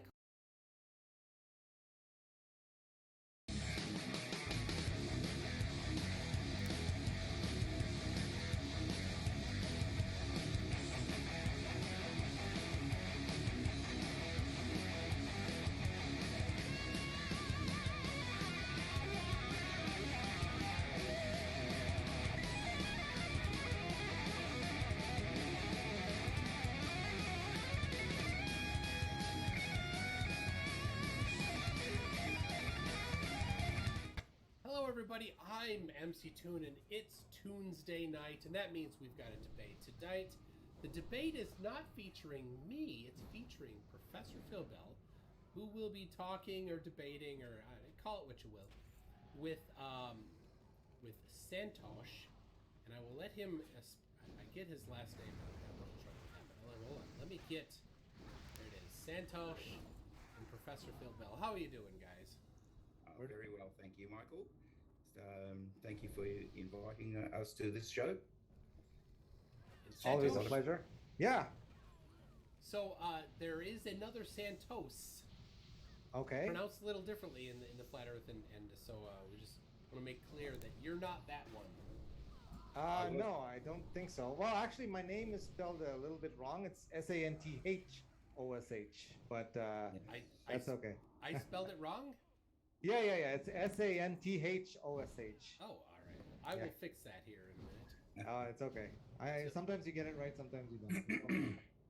Well, anyway, I'm going to mostly turn this over to you two to talk, and I will just be here to facilitate. Wonderful. Thank you very much. Thank you, Michael. Okay, nice to see you. And basically, how about we have a chat about why you think the Earth is flat? I presume you still do, right? Yes. Your reset button fired off. Is that right? Because surely at some stage somebody's actually managed to convince you that the Earth is not flat, but you went to sleep and then the reset button kicked in, right? I'm just being facetious. We'll just have a bit of fun, okay? Of course. All right. So let's get right into it. Why? At some stage in your life, I mean, you've obviously learned, that the Earth is a sphere, and as I said to you before, probably one of the most important things in any Indian family's life is the education of their kids. They will go without food for weeks just so that they can get education for their children, right? So no doubt. True. Yeah. So no doubt you've had that privilege, okay? Yeah. So at some stage you did believe the Earth was around, but then something kicked in and convinced you that it was flat. Could you just 100%. help me try and understand that? Yes. So, like I said, everybody starts as a globe believer, right? Like just as you said, especially people who are growing up in the modern era. The globe is presented to you as it is, and we take for granted a lot of the information they give us. And we just assume, oh, okay, this is the way it is, and then you assume the photos that NASA present, for example, are real. But and then I did a little bit of research and found people like Rob Simmons, for example, the data visualizer for NASA, who does who did the Blue Marble, and it was like a data based composite based on his own visualization. It wasn't an actual photo, which I assumed before it was an actual photo. In fact, until 2018, yeah, that's around when I first started to question a lot of things, and so that was a good start. That's when you went retard. Okay. Like photos and videos, those tend to convince me more. Yeah. Than just measurements or things like that. Yeah. But at some stage you saw those photos and you thought, and you listened to Rob Simmons because they play that a lot. So and then you thought, well, that must mean that the Earth is flat, like no other. Cube didn't come to mind. Flat because it feels. Then I looked at more footage, of course, and I saw the horizon always seemed to be flat. No matter how high, there was a rocket that went like, I think it was. The higher you go, the flatter it gets. Like even from way up, like I'll get the exact measurement. Like over 100,000 feet up, it was still flat, the horizon. So that kind of footage is very compelling evidence to me. All right. Personally. Okay. So what we'll try and do in this discussion, if it's okay with you, is just sort of deal with one thing at a time, and then we'll this way we don't sort of forget things, and then we can actually make decisions at that one time, right? Okay. So let's just say, for instance, you've got a very large piece of paper, like you know what A3 size is, don't you? Yeah. Yep. Okay. All right. Let's imagine it was double that, right? So A2 or even A1, right? Okay. To be pretty big, right? Yes. Yeah. Now, let's say, for instance, you've got a camera, and you can only focus into maybe a square inch, say, or say a couple of centimeters across. Okay, 2.5 centimeters. So 2.5 centimeters by 2.5 centimeters. That's your focus. That's all you can focus on. Okay. Okay. Right now, and then your boss says to you, Santosh, I need a photograph of the entire A1 sheet, and this is all I'm going to give you to do it with. What are you going to do, Santosh? Well, I'm gonna like zoom out as much as I can and then try to take the photo you, of the. you can't. All you can do is is 1 square inch. Why is that though? Two Because and a half centimeters. oh, why though? Because Well, we let's can. just this is a thought experiment. Let's go with it. Okay. Okay. So that's all you've got availability. You can't zoom in or out any more than that. That's your max. Okay. Okay. So now you've got to take a photo of the entire thing. Mm-hmm. What the entire page? What would you do? Well, I would take. I guess. I mean, given this circumstance, a specific one, I would take a photo a little bit over here, and then I would move the camera and take it like patch it up, right? Like. Yeah, and then you Exactly. right? Yeah. Oh my God, he's not stupid. But he is, if there but were any bits in between, you could fix them up. Yeah. I mean, I suppose. Yeah. Yeah. Santosh, you're a genius. You're a genius. That's exactly what you would do. That's exactly what Rob Simmons has to do. Mm-hmm. Because he can't get far enough away from the Earth in order to take the entire Earth. He's taking this from a satellite, which is probably only 500k or maybe less from the Earth. So he's impossible for him to take a photo of the entire Earth. Yes, but well, that being said, is it okay if I interrupt just a little bit? Sure. So that being said, like we have been to, I mean, they say there's supposed photos from Mars. We have photos of Mars, those kind of things, and we supposedly sent a rover to Mars. So, moving away from your thought experiment, we have, by mainstream science's claims anyway, that we've gone past the Earth's atmosphere into space. So we could take a photo of Earth from there, like much further away. And like, just like we take a photo of the moon from the Earth, we could take a photo of the Earth, from distances, right? Yeah. But Santosh, we have done that. The astronauts have done that in 1972. Yes, that was a long time ago. It was kind of the finale. Yes, it doesn't matter how long ago. That even you and I will be dead, and the Earth will still continue. Yeah. Mm-hmm. Oh yeah. People they'll come to your graveyard, to your gravesite. Well, there could be like 4K footage. I mean, movies and our technology has advanced so much, and yet we're still kind of going back to 1972. So Santosh, like most of the world, not your world obviously, but most of the world are completely convinced the Earth is a sphere, and we've seen so many photographs of it. Okay, so why would they spend hundreds of millions of dollars to to go up there to take a photograph just so they can convince the thousand or so of you who think that the Earth is flat? Do you actually think they think that you matter? But we are sending rovers to Mars, right? So maybe on the way back or something, they could just turn the camera on Earth.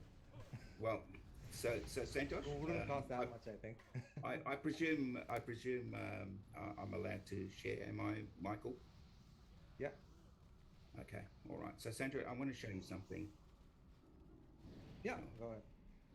There you go. Michael's back. Okay. All right. Okay. I'm afraid I'm not very fast at this, so the people can hear you.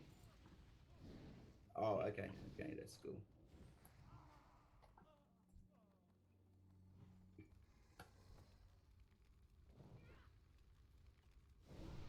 Okay, I'm trying to find it. Oh, damn, it's not here.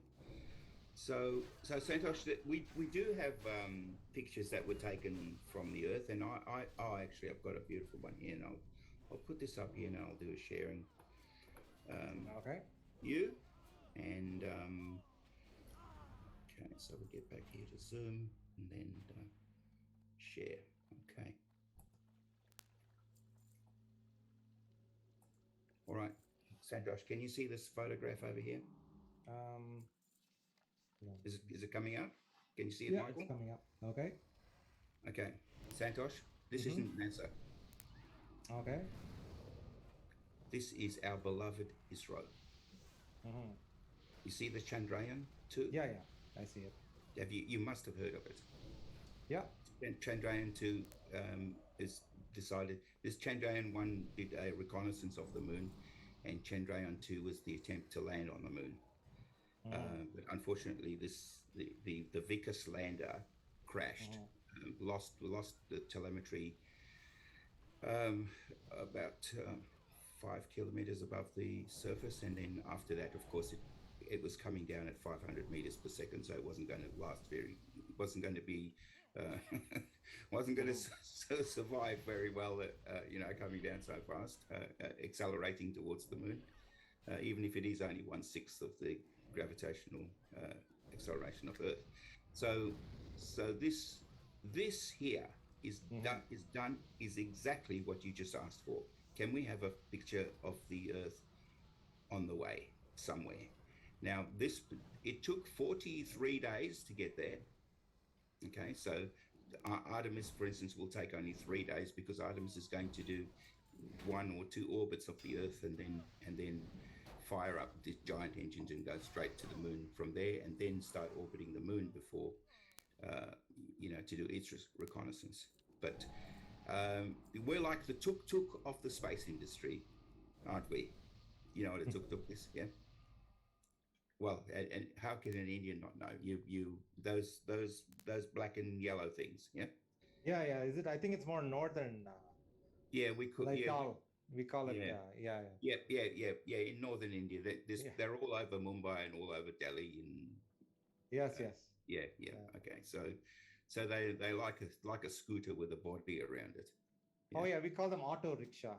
Yeah, autos. Yeah, autos. Yeah, that's right. Actually, you can get onto Uber and order one of those autos. Yes. Yeah, that's fantastic. Yeah.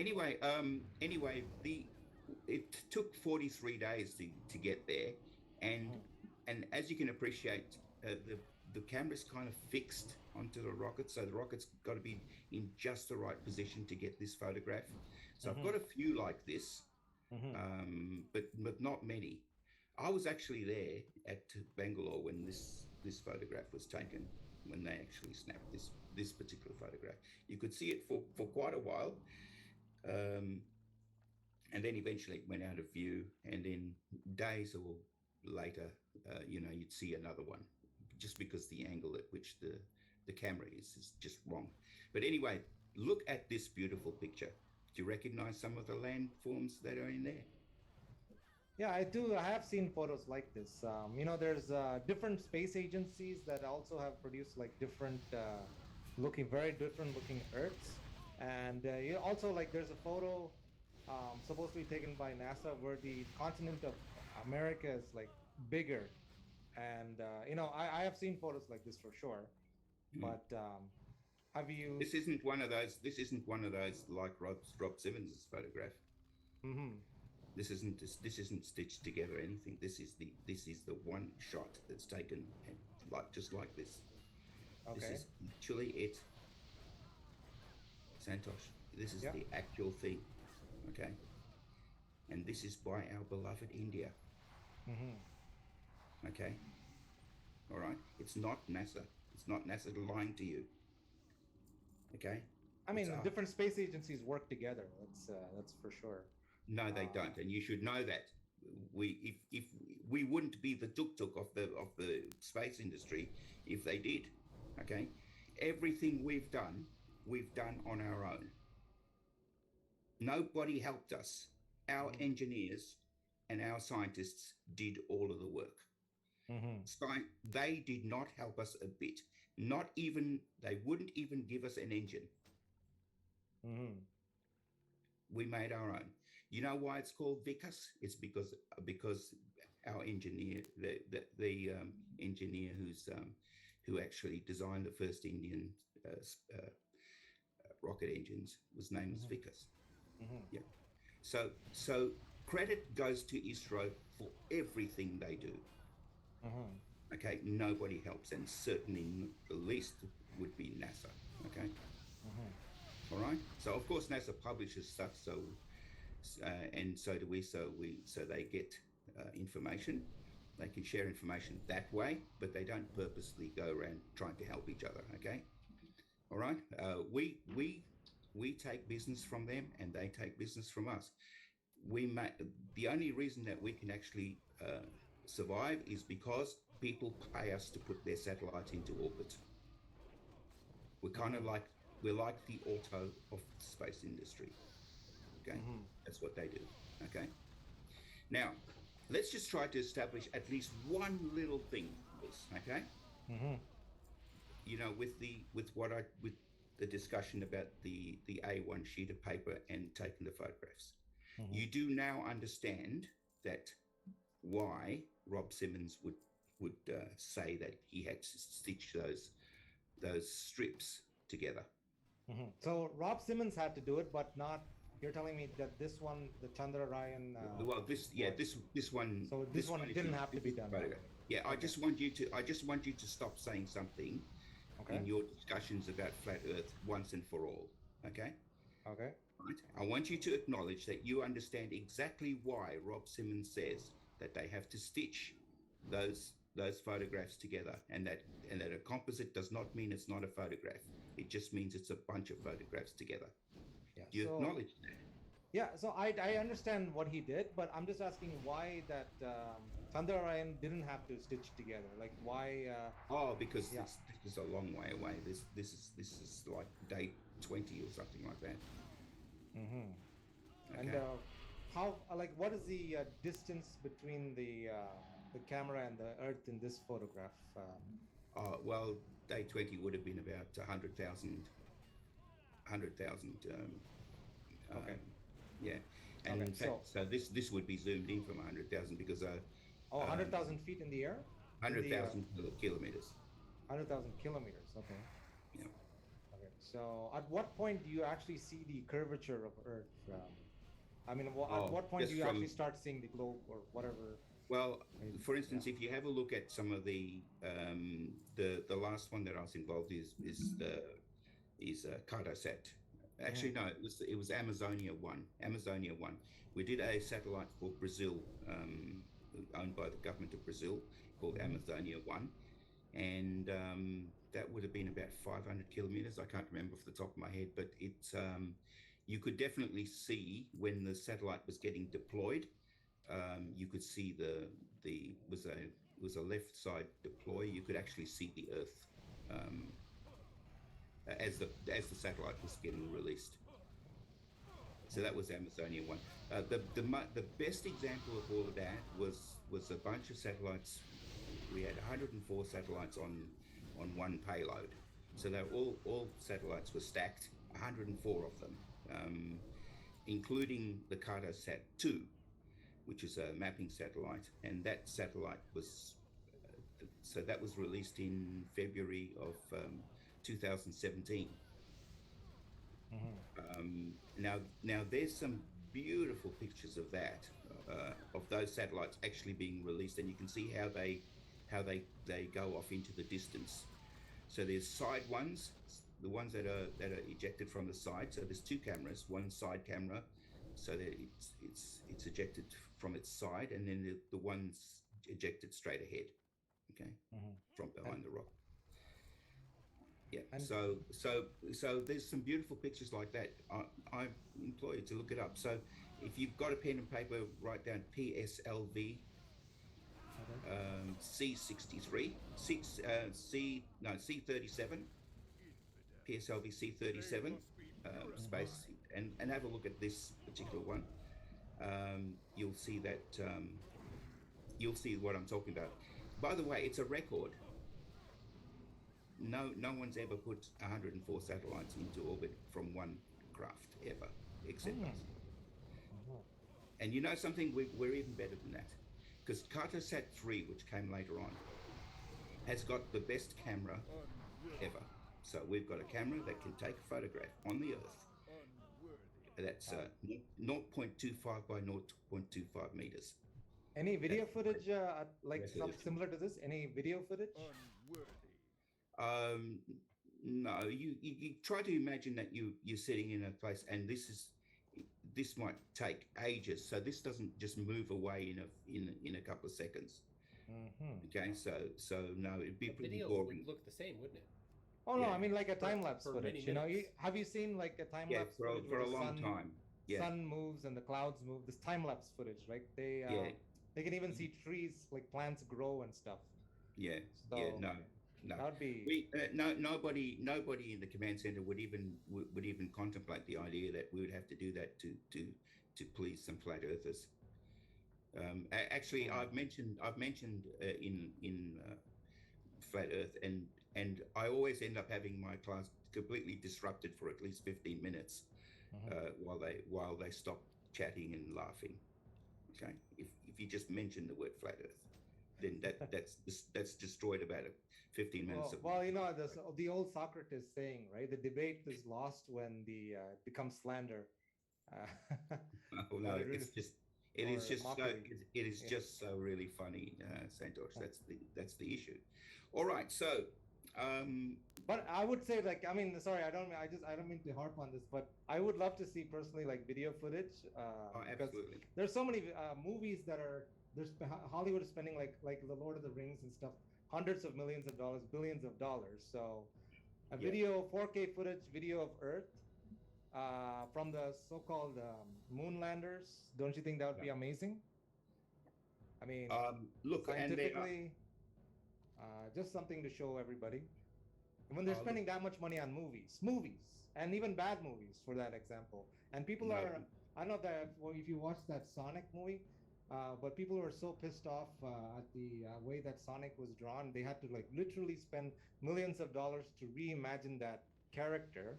So, I mean, we're talking about the Earth here. This is our place of residence, our home, right? Yeah. So Yeah, sure. so definitely there should be a lot of interest. I mean, maybe there isn't. I don't know, but just from my humble opinion, I think a lot of people would be interested. Well, they are. And What does the chat say? Basically in 1969, you know, and before that, when they were trying to get to the moon, you know, and even from Apollo 1, there was a lot of interest. And then they did it like to the second time, the third time, fourth. By the time they got to the sixth time, it was just ho-hum. Okay, so they actually went to the moon 6 times. Okay. And they actually landed on the moon 6 times. By then, people had lost interest, and it was so expensive. Okay, and then people thought, well, why are we doing this? You know, just so that you know, 3 astronauts can have a bit of fun on the moon, and it's costing us billions of dollars to do this. And that was money in those days. That was a lot of money. Okay, so just going to the moon is really, really expensive. The fact that they're going now again is a totally different reason for why they went before. Okay, now there's actually a race to get to the moon. All right, and that is that's basically for strategic reasons. Okay, so you know, eventually those people who can control the space will have some serious military advantage. Yes, of course. I mean, I'm all for that. If they can go back to the moon and, of course, take video footage or 4K, zoom into Australia, show people walking around upside down. No, that's not, and no one. That's not going to happen, Santosh. You know, what do you think? It's like the previous. I was listening to. I got in at the far end of the debate that FTFE was having with Michael and Quentin, was it? I don't remember his name. Anyway, that fellow, I think he was suggesting that we aim the Hubble or the James Webb telescope at the Earth, as if that would be even possible, as if the James Webb could actually focus on the Earth. First of all, it's not photographic like this. Okay, it's not like your camera. Okay, so it would be taking different wavelengths that are not visible. All right, to the eye. So it's a whole different setup altogether. Okay, so nobody's going to turn around and say, guess what? The Earth really is round. What do you think the rest of the 7 billion people on Earth would say? That's great. Okay, we have more proof. No, they already have accepted that the Earth is round for many Oh, they've reasons. accepted. Okay. Which yeah, of course, because I mean, it's obvious. You know, it's so obvious. That's why it's so strange for the rest of us to listen to people say that they think the Earth is flat.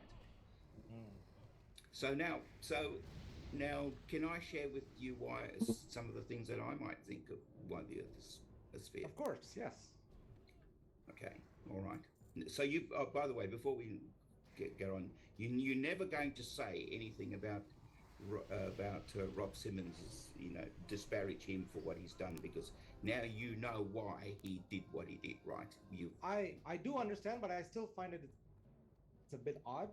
I Why get is it what odd? he's doing. Oh, I mean, like, it seems odd that the Chandra Aryan can do that, but then the NASA, which But the clearly has NASA, more but the budget. NASA is just try to imagine that you're on that you've got a beach ball or something like that, okay, and you're only a couple of millimeters off the top of it.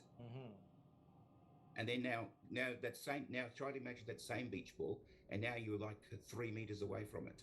That's the difference. You don't need to take strips of it if you're 3 meters away from the beach ball, do you? But if you're 2 millimeters away from it, you certainly would, wouldn't you? Yeah. I just sense? find it odd he couldn't take something that was a little bit further away, but No, but yeah. it's taken from satellites that are already, they've got a job to do, and their job, like a mapping satellite's got a job to do. It's trying to get as close as it can, Okay. and still stay in orbit long enough, because if it gets any closer, then there'll be drag from gas particles, air particles, and the more drag there is, then the more likely it's going to degrade the orbit. So you've got to stay away from far enough away so that you can keep going around for many years. Right? We're not talking about something that only lasts for a few minutes. We're talking about many years, like 15 years, okay, or 20 years. So if it's going to go around for 20 years, you need to stay away from things that give it drag. There's only just so much of the gas propellant that you can use on board, so that you can fix the orbit when it goes wrong. Okay, so orbits I haven't degrade. heard this before. Okay. Okay, so orbits on satellites degrade all the time. Okay, right. So they have gas jets nozzles on them, and they're designed to just make tiny changes so that they can maintain the orbit. Okay, because it's really important that they stay. For instance, the Akadasat 3, the one with the amazing camera, okay, that's just got to be really precise in its orbit, because if it changes, because it's a mapping satellite, okay, then there's a whole bunch of calculations that would need to be done to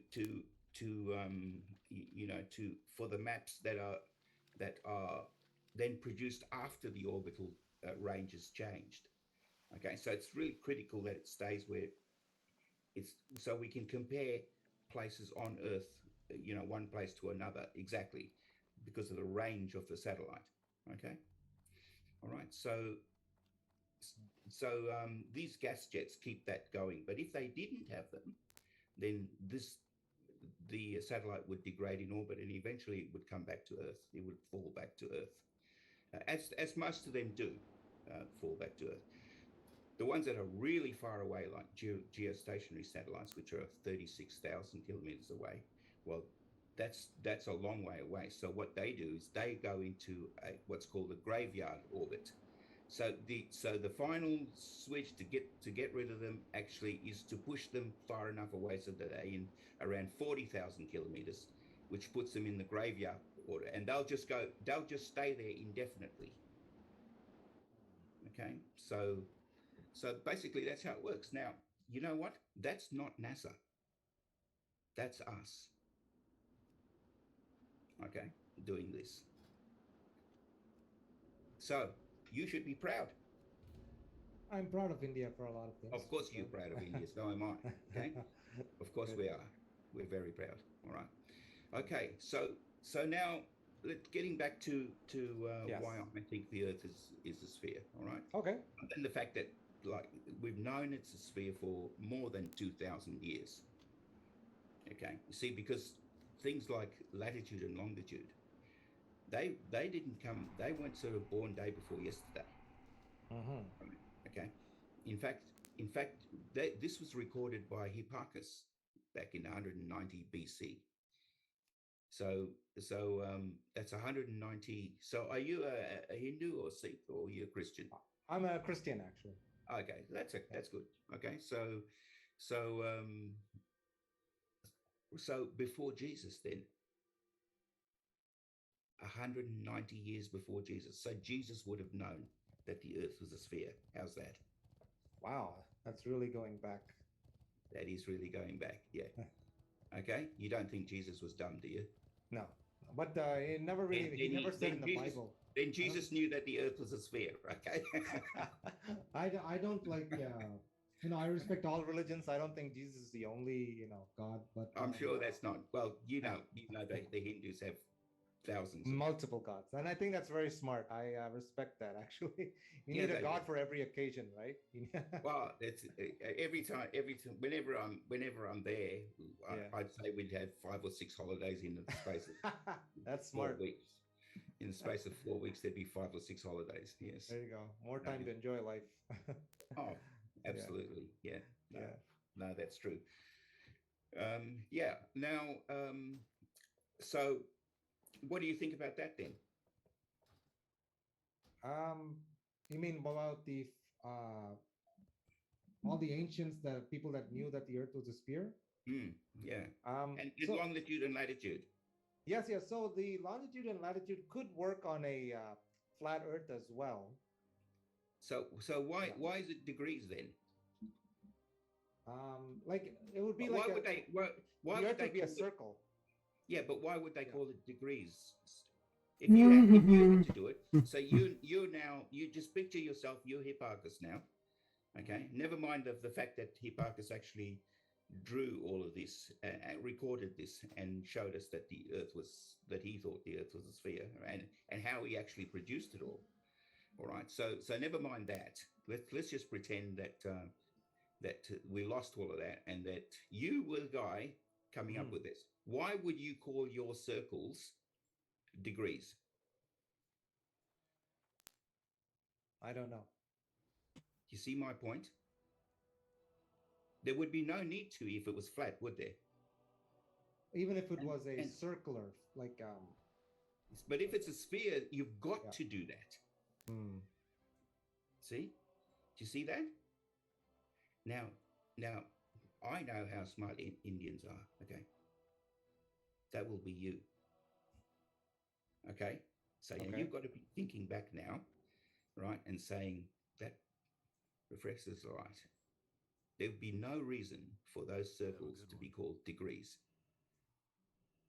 but every reason for them to be called degrees if it's a sphere, because we're expecting it to have 360 of them. Right? So it would be kind of absurd to call it degrees, wouldn't it? Be unnecessary. I get it that you want a coordinate system of some sort, but it would be something positional, not degrees. Yeah. Yeah, I could call it anything. Yeah, I reckon. Yeah, it'd have nothing to do with angles, though, would it? Yeah, like I said, even if it's a flat sphere, like you could do like a panoramic view, and that could become the degrees, right? Like, yeah. Degrees from where? From what? From the center of the Earth. Yeah, but it's not. It's just a distance, isn't it? Why has it got to do with degrees? I mean, I think it could work. Why is 45 latitude 45 degrees latitude on flat Earth? Explain that to me. I don't know, like. Why is it called 45 degrees? You could just call it 45 latitude. You don't need to add the degrees. Absolutely. I told you you're a genius. You are. Okay. All right. Well done. Okay. So do you want to try another point, and then you can maybe give me one of yours, right? Yeah. Okay. Well, for instance, one of the obvious ones is spherical excess. Do you know what that means? Spherical excess now. Okay, so basically, if I draw a triangle on a flat piece of paper, that the internal angles of that triangle will always be 180 degrees. Okay, I can actually prove that. I don't want to do that here because we'll take up too much time, but I can actually prove that the internal angles of a triangle must be 180 degrees if it's flat. Okay. Okay. But you see, if I pick 3 places on the Earth's surface, and then join them together like a triangle, yeah, they will not be 180 degrees. They will be more. That's called spherical excess. So those 3 places on a triangle, and we've already accepted that you accept that, you know, latitude and longitude are a thing. So we can actually for sure use the coordinates to position a particular 3 particular cities on Earth. We could use that. And you say you agree we could do that. Therefore, we could draw a triangle between. If the Earth was flat, you could draw a triangle between those 3 that join those 3 cities, couldn't you? Yes. I guess yes, you probably could, yeah. Even if it was flat. Yeah. If it was flat, yes, and you both. And because it's flat, then they must have 180 degrees internal angle, right, between those 3 cities, right? We can prove that, yeah, mathematically. Yeah. Okay. Good. So that's just geometry. However, in reality, when you join those same 3 cities together, and you have a look at those coordinates, and then work out the degrees between them, the bearings between them, they do not add up to 3. They don't add up to 180 degrees. They're more than 180 degrees. That's only possible if the surface is a sphere. It cannot happen on flat. We've agreed with that, haven't we? I just wanted to read this one comment here. Spherical excess, a 3-foot straight rod bent into a circle is still 3 feet. By Glenn. Sorry, I just wanted, I think that was an interesting point. It's not irrelevant to what we're talking about. Okay. Okay. Okay. All right. I'm just talking about the internal angles of a triangle. Okay. All right. Okay. Okay. So I thought we were still on the same topic. Yeah. Okay. No. But and a 3-foot rod is still, if it's bent, is 3 feet. It won't reach the same distance, the same linear distance as a rod that's not bent. Okay. Do you agree with that? The hypotenuse of a triangle is always bigger than the other 2 sides, right? Okay. All right. That's good. So do you accept then that is a pretty strange thing for flat Earth? Yeah, I mean, mathematically, you can prove a lot of things for sure. Like I said at the beginning, this isn't just mathematically. This is a very physical thing, you know. This is not just mathematics. It's a very physical thing. It's pretty strange. Now that must be causing you to double think, yeah, to think back and to pause at least, you know. Well, I mean, as you said you could demonstrate. It would take more time. So maybe if you had a video of that, that'd be really. But I know, but you're an intelligent person because you know Indians are, right? And okay, and I called you a genius twice now already, right? You know, I meant it. Okay, so I know that you don't need a video to understand what I've just told you. I'm a very visual guy, so videos always help. That's right. Yeah. Okay. But you've got a mind. You can put this in your mind's eye and visualize it. Yeah. Yeah. Yeah. Okay. Do you dream? I'll try. Yeah, I do dream. So maybe tonight I'll have an interesting dream of this. Yeah. Yeah, but you make up things in your dream, don't you? Have you ever seen a building in your dream? Yes. Have you ever seen a building you've never seen before in your dream? Of course. Oh yeah, I've met people that I've never met. Well, before. then you're a genius. You actually created a whole building, and it stood up. Yeah. And it was probably proportional. I guess. So you've got quite a good mind, haven't you? Oh, thank you. So you've got no reason to say that you can't understand what I'm saying, and you need a video for it, do you? Because your mind is pretty solid. Yeah. That's good. Okay. All right. Well, what do you what? Tell me something else that you have to offer that you might be able to convince me. Yeah. So, do you want to go to like more? Safe travels. Let's see. I think we wanted to discuss also. Let me see. Oh yeah, the one of the since you were talking about the ancient people that knew that the Earth was a sphere or globe, because one of the arguments was because they could see the ship go over the horizon. Yes. But yes. Okay. Yeah. yeah, now thanks to the camera, like the sorry the oh sorry. Thanks to the camera development, like the P900 Nikon zoom, it's able to actually bring back the ship when you like. No, it's not. You keep zooming in more and more and more. Yeah, yeah. Of course, there's a lot of video footage. Well, let me just show you something, okay? Okay. All right. Okay. I'll just be a minute again. Okay. Okay. Okay. That's not what I wanted to do. Okay, where are we?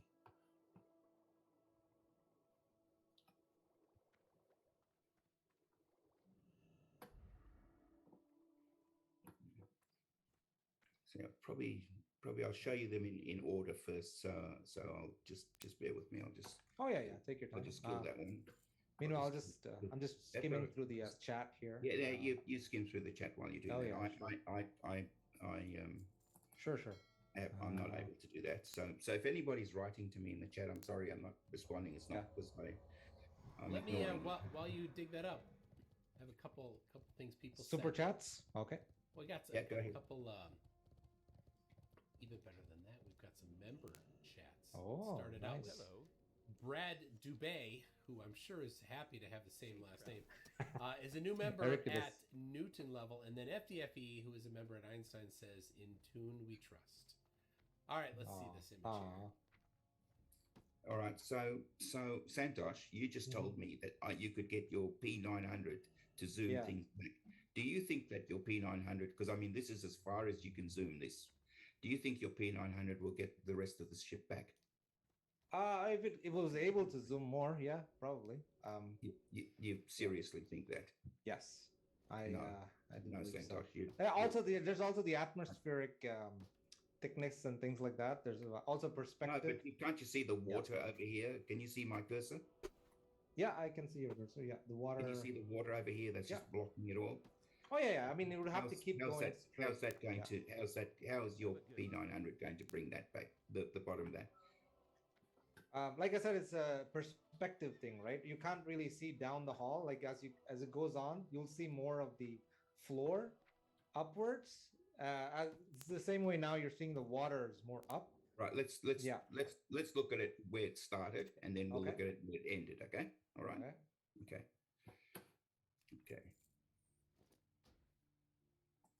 All right. Let's look. I like that you could see the edges of the peaks of the waves. Yes, exactly. You could. Okay, there was no atmospheric derpity that was blocking it. There was no perspective causing the bottom of it to magically not appear. No, you could actually. There was no like aether band. There was nice crisp edges to those wave peaks. Have a look, Santosh. Now, for some reason, I can't see. This isn't zooming in. I can't see the bottom of the boat, unfortunately. Can you? It's actually zoomed in too far for us to see. Yeah, it's zoomed in. Yeah, okay. I don't think I can change. I think I can make it go like it, but I can't do any different. So anyway, the point is that this is what the rest of it looks like, Santosh, before it disappears. So take that in mind, and now watch this one. Okay.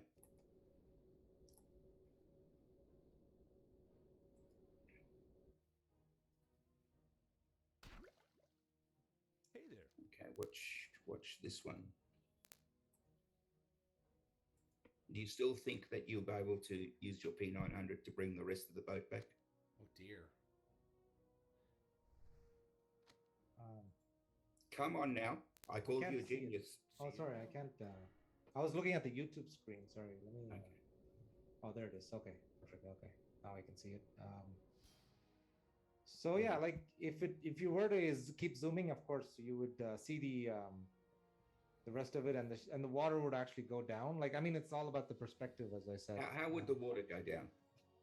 Just as I said, when you're looking at the end of a hallway, you will see the floor rise because of it's all about perspective, and the thing in the distance kind of like yeah. So that's just my my opinion. You actually believe what you're just telling me. Well, yes, I do. You actually do believe that that you're going to that if what makes you think that if I had a stronger camera, I'd just see this a bit closer up, but that water would still be blocking all of that. It's not going to suddenly see more of it. How would it fit into the frame if you could see all of it? How would the ship, you mean? How would the boat fit into the frame if you could see more of it? It would be just closer. That's all. Like, I mean. Yeah, but if I made this closer, then that stack that you can see the stack with the looks like wings on it. That would just be closer to me, right? Yeah. How would that help me see the bottom of the boat if I could bring that stack or even closer to me? Oh, that's the amazing thing. Yeah, it's a phenomenon. Like that would be extremely amazing. You see over here where you can see where my cursor is at the stack there. Let's say I zoomed that in, right? In other words, I zoomed just so I'd only be able to see this bit over here. Because I zoomed it in, I'd only be able to see this. No, I wouldn't be able to see any of this because I've just zoomed it in. I can only see this, right? I disagree. You would actually see the more to the bottom of the ship more and more because it's not just ships that I've seen even footage of the sun being brought back, and even more further things being what the sun disappeared. It became nighttime, and then they brought it back, and it came daytime again.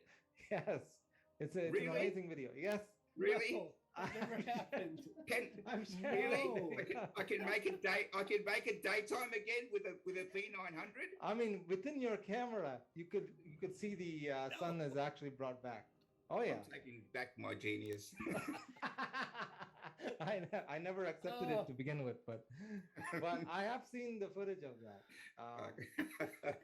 No, it's never happened. MC Toon, you've seen that. No, it didn't go. It didn't set. The sun did not set, and then more zoom brought it back. That's never happened. There's never no video happened. of that. No, it's harder. It's getting harder and harder to find these things on YouTube because there's a lot of. It was always hard because they never existed. I mean, I'm gonna try my best now, but I did have it in my favorites. That is seriously amazing. That's got to take you're joking. Aren't there you? It is. Yeah, I do see it. It's going to be dark, and you can make the sun come back so that it's daylight again. No, you can see more of the sun. Like the water was blocked. Okay, I actually have the video. I actually have the video. When it's dark, why can't you zoom the sun in when it's dark? Can I send the video to? Sure. You can share it right on your screen, and everybody at home will see it. Phil, if you just stop your share, and I'll do that. Yeah. Okay. Let me. So this will be quite interesting. So it went away. It went completely beyond the horizon. You could not completely because the. Oh, hold on a second. Well, hold on. I'll let you see the footage. I'll let you see the footage. So you're saying it does not set. Okay. Can everybody see my? Can you see the my screen? Yep, we see it. Yep. Okay, perfect. So let me show you. So here it is. As you can see, the water is it's blocking it, right? Agreed? No. No, it is. It is. Let me show you. It's blocking it here. But let me show you. As it zooms in, look what happens. Ta-da! No. Sun goes down. And then when you zoom in, sun goes up. The water is look where the water Oh my is. god, he's so stupid. As you zoom in, the water will go down. Yeah, I'm thinking 3D. Sun or the ship or whatever the rest. What of a it surprise! Show up like this is the sun Not. we're talking about. Yeah, the thing that you claim is billion. Can you spell, I don't know how many. Spell glare? Santosh, can you spell glare? Glare. No, I'm not that smart, unfortunately. Spell it for us. Glare.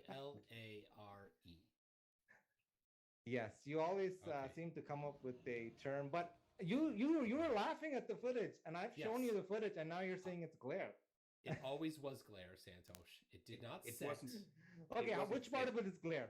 Okay, I will. All of it. Look You're over not here. seeing the actual size of the sun. Can you see my cursor? Look, there's the sun, the that's actual glare. sun. No, that's the Okay, glare. and then when you go out, so That's you were laughing that this footage doesn't even exist, but Yeah, it didn't set though. That's glare. it is. It did not set. It's setting. It's setting. So Yeah, but it was not obstructed completely. It did not turn to night. You specifically were asked. Phil asks very specifically. Of did course it you turn to can't- night? And then when you zoomed in it, did it turn back to day? Well, And we're you not said God, yes. so No, but we you, can only do so much. Santosh, Maybe that in the was future. your claim. Santosh, you're backing away from your own claim. I did not claim that day. You I never claimed. specifically said I it did was not night, claim that it was night. and then dark. zoomed back I said in, on the and it camera turned you to could day. see the sun is going up, and even though it said it, that's all. I didn't say night to day. No way. I'm not God here. Nobody's God All here. right. Okay, so Santosh, all right. Can you just stop sharing for a second? Oh yeah, please? of course. Yeah, Thank you. no problem. Okay, let's. It's interesting though. Let's just say it's interesting. Let's this go back to footage. this, Santosh, because I Okay. want you to put this there. So we're looking at this again, and I contend that if you were zooming on this thing, we were zooming on this part of it, right? Let's say the right there, where the point is, then I would see all of this larger and larger. This boat would not suddenly climb out of the water. Okay. I think it would. Now, but all right. So Santosh, let's say that this boat went far enough so that now all I could see was the tip over here. Yeah. You still claim that you I would be able to zoom in so that the entire boat. Now, let's say, for instance, it went further. Now, none of the boat could be seen. Yeah. I couldn't see any of the boat. All I could see was the water like this, right? The tips of the waves. I can't see the boat at all. Okay. So now so in other words, just like the sun's also gone, right? You can't see the sun at all. Yeah. Can't see the boat, can't see the sun. Same thing, right? Mm-hmm. What happens when you can't see the sun? It turns to dark. Yeah. Okay. So that's what you mean then, right? Yeah. So, but like so if I could bring back the boat, I'd be able to bring back the sun, right? Oh yeah, if the camera was powerful enough, and also so everybody at the beach is going to go, "Yay, Phil! You're the man!" No. You're daylight again. You're misunderstanding me. On the camera viewfinder, right? The display, whatever, you could see the sun again if you had a powerful enough camera. And also, you have to take the atmosphere into context, and because the thickness of the atmosphere also affects things, right? There's a lot of, but yeah, no, you're not going to bring back the sun for everybody, but you will definitely, at least on your viewfinder, you will see the sun again, and you will also see the ship or whatever. Yeah, and after the sun's gone completely, yeah, right, and it's dark. I don't remember if I used these ones in the past. Just like you just said, I could bring the ship I back think again. I did at some point.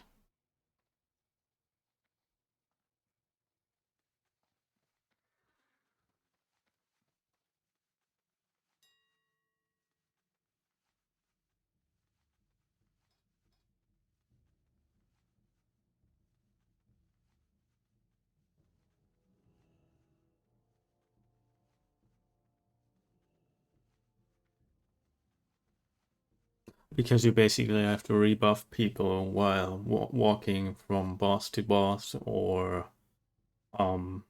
in fight. That's actually the worst part. If somebody dies, gets rezzed, and you have to buff them, that actually eats up a lot of mana.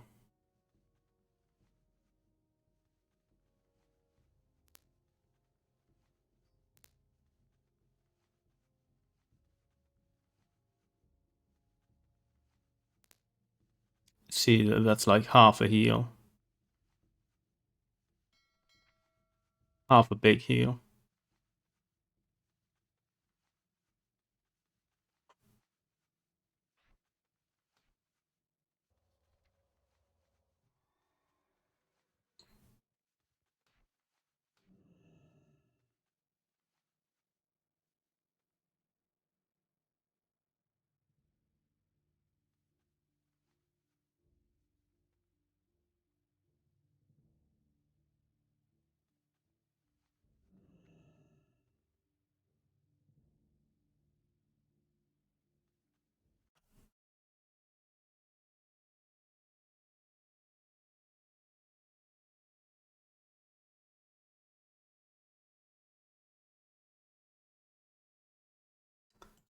Need that.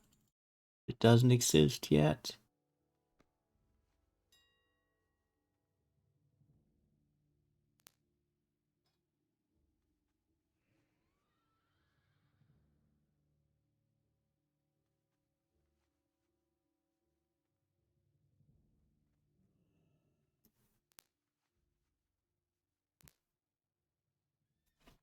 Oh, yeah, I used that for a while.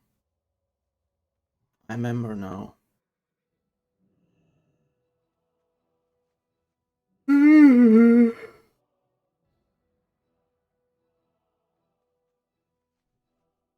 don't remember what the beacon thing does.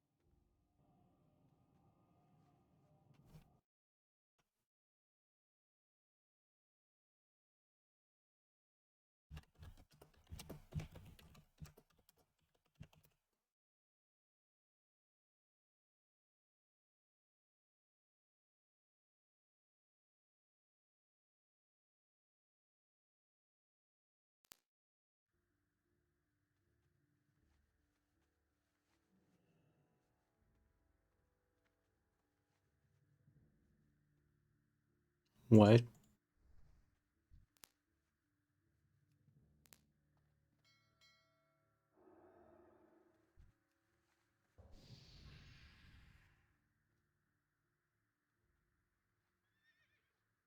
That is not permanent? Oh my god.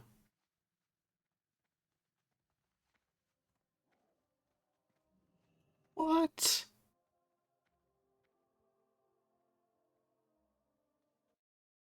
Oh, was that a thing? Oh my god, I completely forgot that that was a thing. Hmm.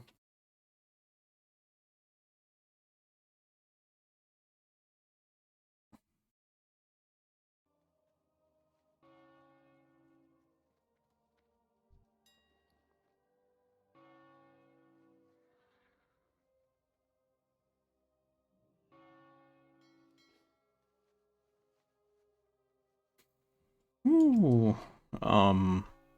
Yeah, me no likey.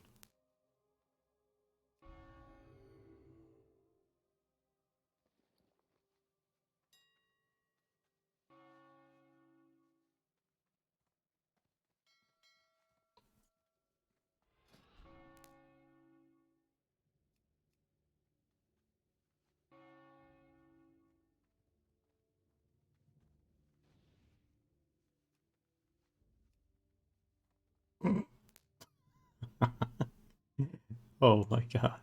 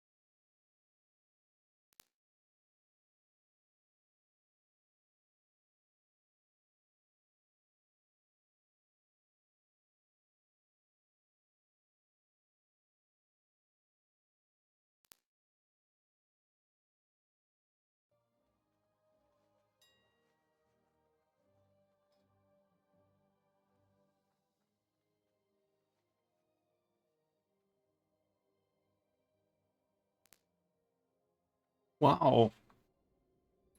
What the fuck?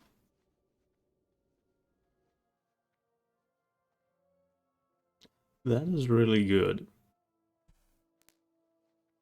At least in Ice Crown and in Naxxramas, this is really strong.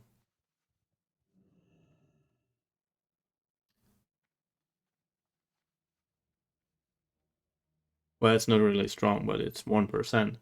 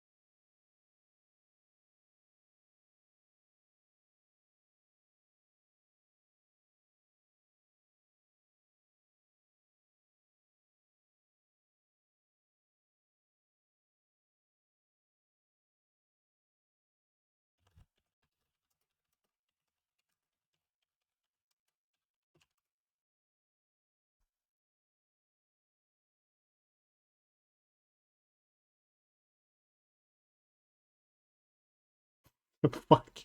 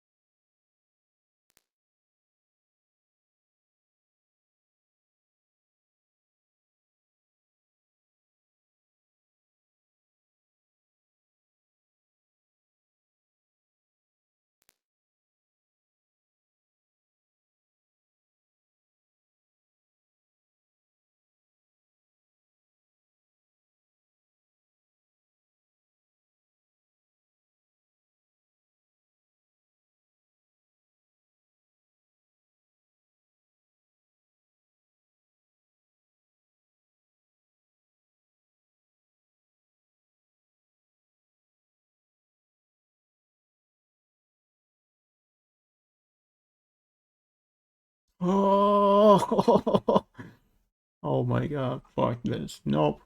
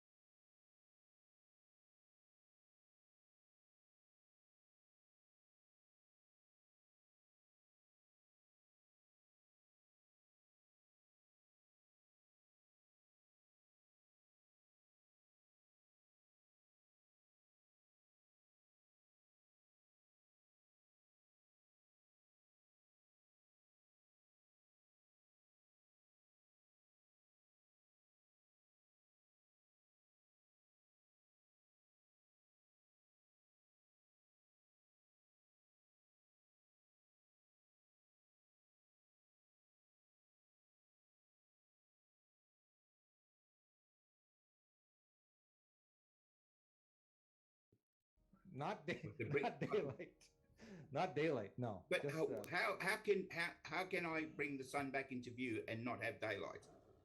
on the camera. You could probably see the sun. And that it's far away, right? It's further away. You can only see the sun. You can't see that it's. Unfortunately, it's not close enough to the actual place to bring daylight back, right? You're not bringing the sun to you. You're kind of zooming into the sun. So I'm looking Yeah. like I'm looking at the sun like I'm looking at a star. Is that right? Is that Yeah, is that something. what, You're kind of like something zoom. like, Yes, something like that. something Yes. like look? So it's still Yeah. dark around it. So the sun the sun's not going to shine on everything that's around it. So the stuff that's near where the sun is, will that look like it's daylight? Yeah, I mean, you could see the distant part of the land. Maybe that's illuminated. Yeah. Yeah.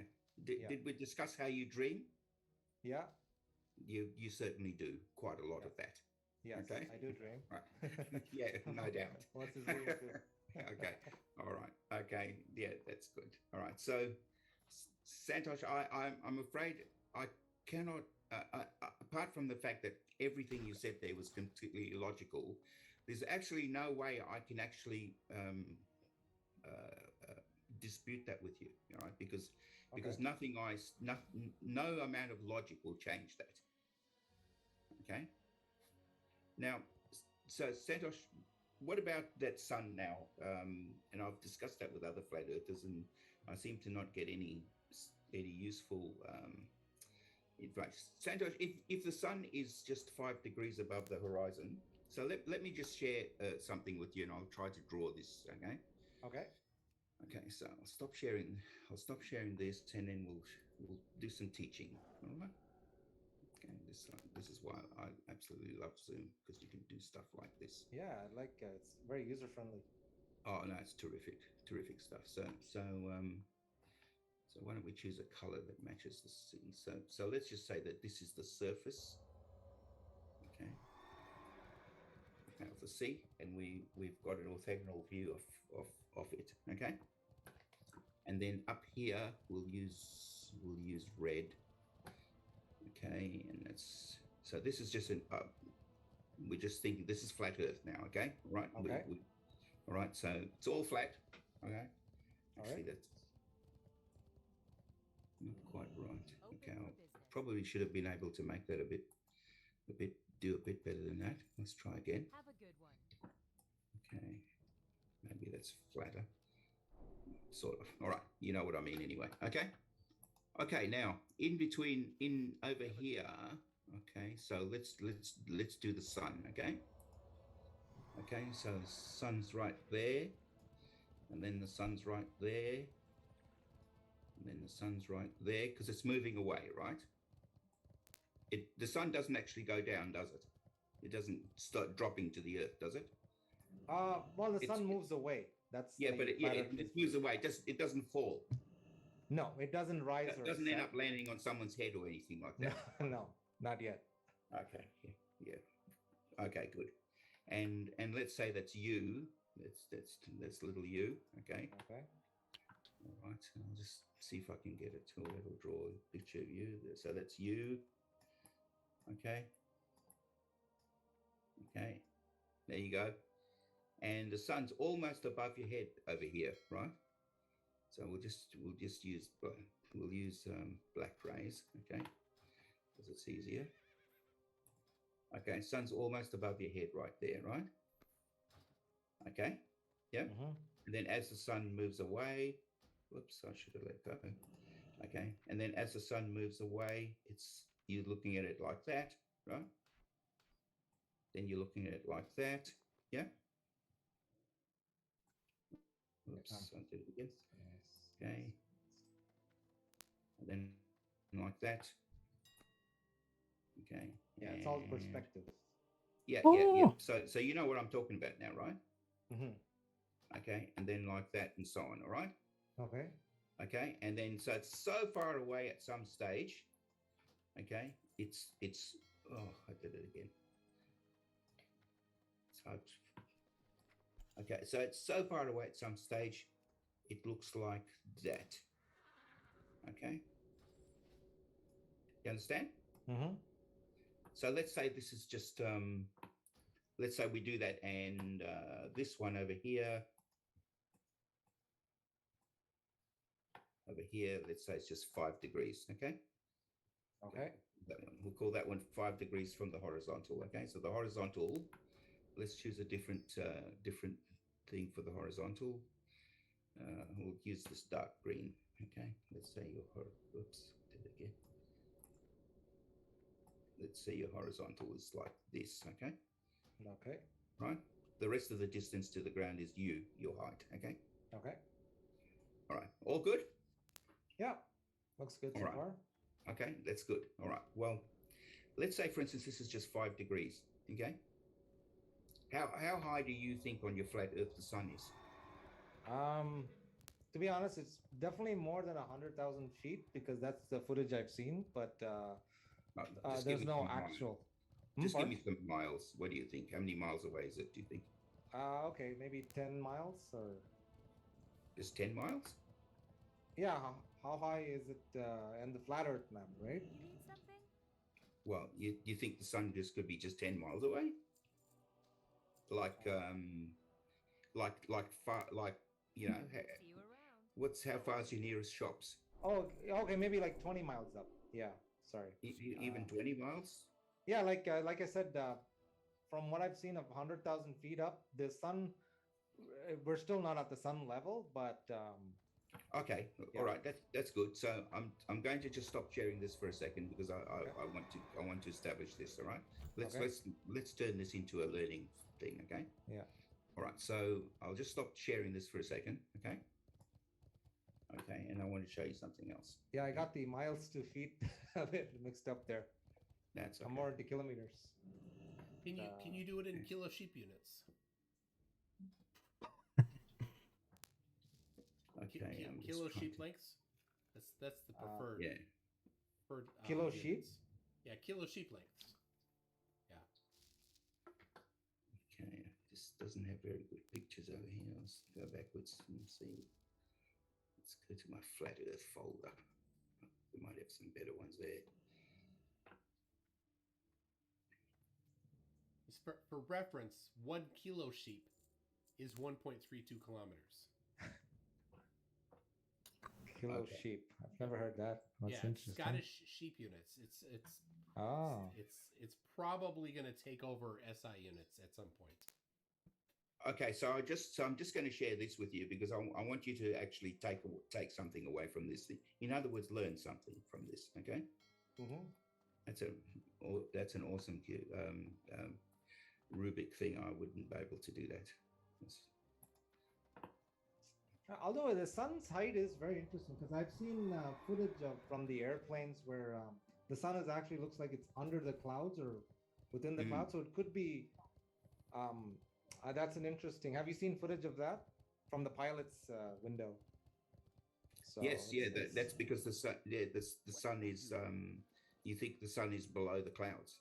Yeah, it looks like more like a local sun. So maybe so why isn't the sun? Why doesn't the sun just evaporate all the water that's in the clouds?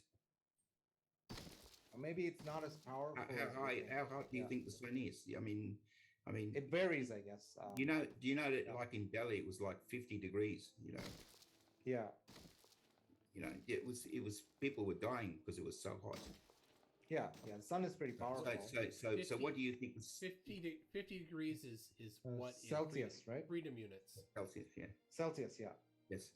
So it's Celsius, yeah. People were dying from that heat. Okay. Yeah. So it's about. Let me just calculate in Fahrenheit. It's about 122. Yeah. And what is it in sheep units? Is there a way to calculate that in Google Calculator? Well, I'll look it up. Don't worry. So the high altitude balloon you were talking about, that's kind of what you're talking about. So this is the sort of thing that you see from high altitude balloons, right? Now, and you can see. Actually, this is a satellite. This is a satellite one, but I think this is a satellite one. Yeah. Oh, no, it's not. It's high altitude balloon. It's in feet, just 104,000 feet. This is 104,000. Is it 104,000 feet? Yeah. So this is just a balloon. Okay. So you see that blue area above the Earth, and whenever you see stuff from a high altitude balloon, right? Mm-hmm. Okay.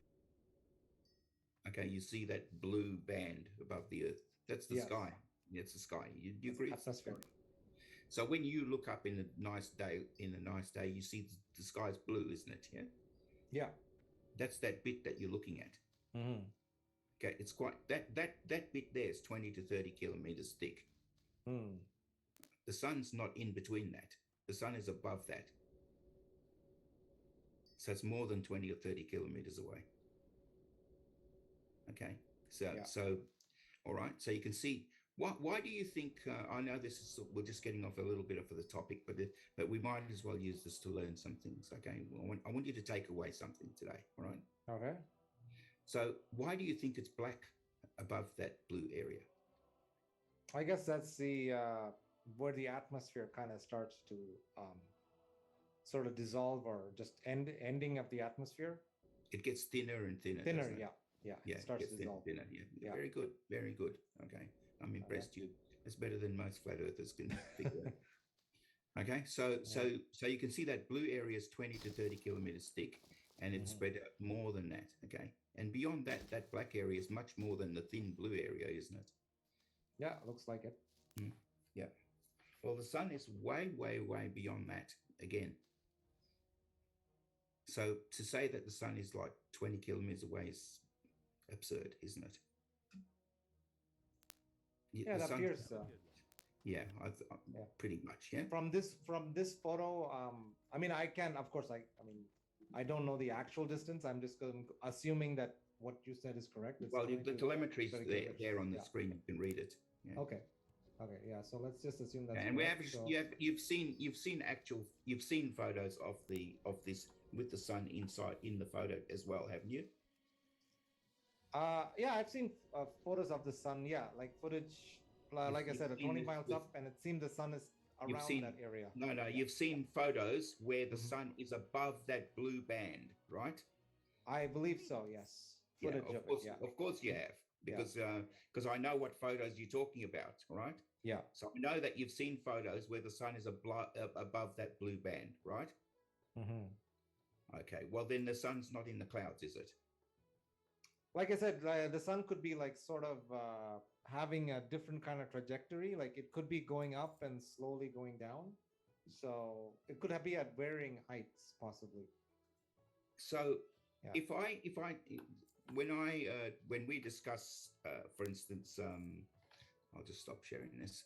So when we discuss things like this, and I give you a scenario how it works perfectly, because the Earth is a sphere, and then you say it could be this, could be that, maybe this, maybe that, and you were someone who had to pick between them. Why do you default to the could be? Well, personally, like even more than the flat Earth, why do you? Yeah. Sorry to interrupt. Why do you choose the most absurd idea when you could just choose the one that makes the most sense? Why do you choose the absurd one?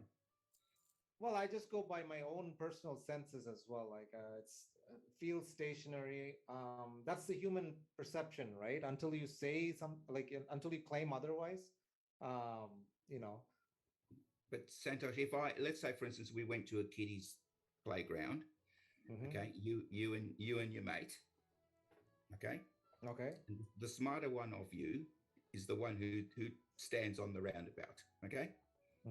Okay. The dumb one's going to push, because the dumb one's going to push this roundabout so that he stays there all day for 24 hours until you come back from where you started, right? Okay. All right. That's how fast it's going. Do you think you would feel him pushing you if it took 24 hours for him to reach you, for it to come back to you? You mean so like a roundabout that is being pushed? Okay. Yes. Yeah. So like a giant merry-go-round. Would you feel it? You'd feel something, I think. I mean, I personally can't say, but yeah. You think you'd feel it if it took 24 hours just to get around once? I think so. I don't think so. I mean, even if you're on a train, like there's also like if you're on top of the train versus you're inside the train, right? That's also another argument Yes. So how would you feel around about if it took 24 hours to go around once? That remains to be seen. You wouldn't be able to feel that acceleration, would you? If you're used to it, maybe not. I don't know. Possibly. No, Santosh, come on. Yeah. You're not that dumb, okay? No. But wouldn't you feel it more as you go towards the edge, like Just think the about roundabout. 24 hours, Santosh. 24 hours. I know, but maybe in the center you. And we're would going feel to it, but push you as around get, once. Yeah, as you go. In other towards words, the, you're going to so how many so 15 degrees. So how long it's going to take us? What? In 1 hour, we're only going to get 15 degrees around this. In 1 hour, of course, you're not going to feel it. It's going to be very, very slow. It'll be Damn it. boringly slow. 12 hours will go past, and you're going to be saying, "Will this ever end? Will this nightmare ever end?" Imagine what your friend's saying. He's the one who's pushing. Okay. All right. So I want you to think, Santosh, although I'm beginning to, I'm beginning to worry a little bit, actually, especially that bit about the daylight coming back. That floored me.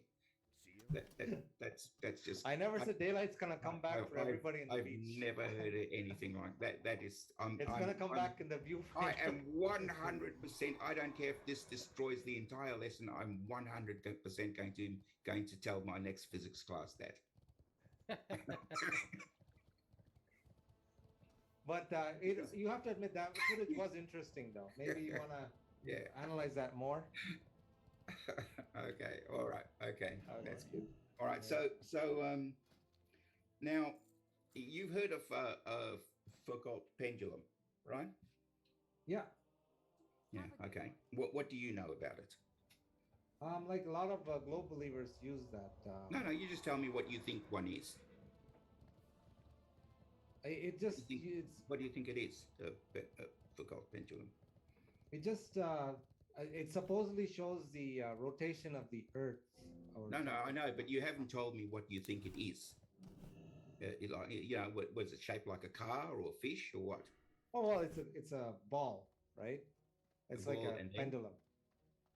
Ball, and then it's surrounded by a circular measurements, and then it looks like a pendulum basically with the string.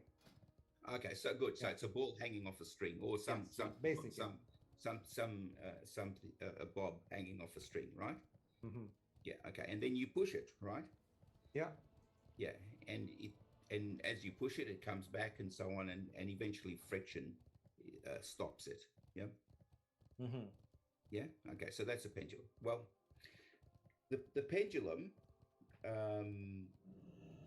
The pendulum changes its precession with latitude.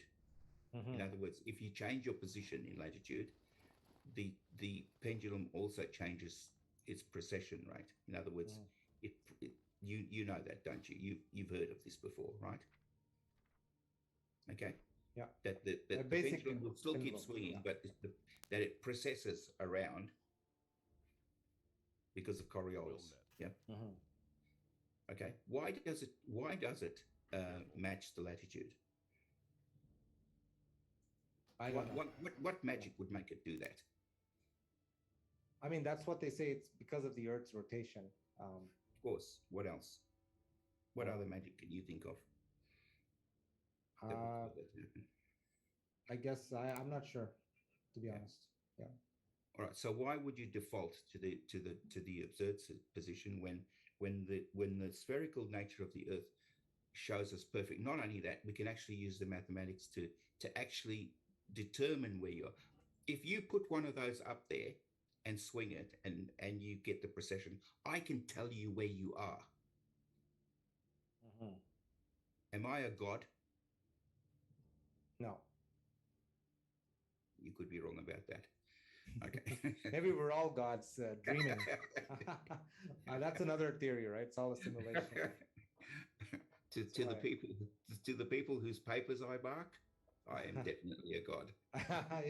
It's all about perspective and people's opinions. Okay. I find that creates our reality. Right. Okay, so you see what I'm getting at? Yeah. Okay. Well, it's not the only instrument that can do this. So I can predict what latitude you are, by just because you've got one of these things. How amazing is that? How would that work on flat Earth? How could you swing something from anywhere on a flat Earth and determine what latitude you are? Why would it make a difference if you were at 45 degrees or at 60 degrees swinging this thing? Why would it make a difference on a flat Earth? I honestly don't know. It doesn't make sense, does it? I don't know. I could make sense, but yeah. So yeah, of course you don't know. All right. Okay, because it couldn't, because it wouldn't make a difference. It wouldn't make a difference if you were at 45 degrees or at 60 degrees. Okay, the thing would still swing, but it does make a difference in reality.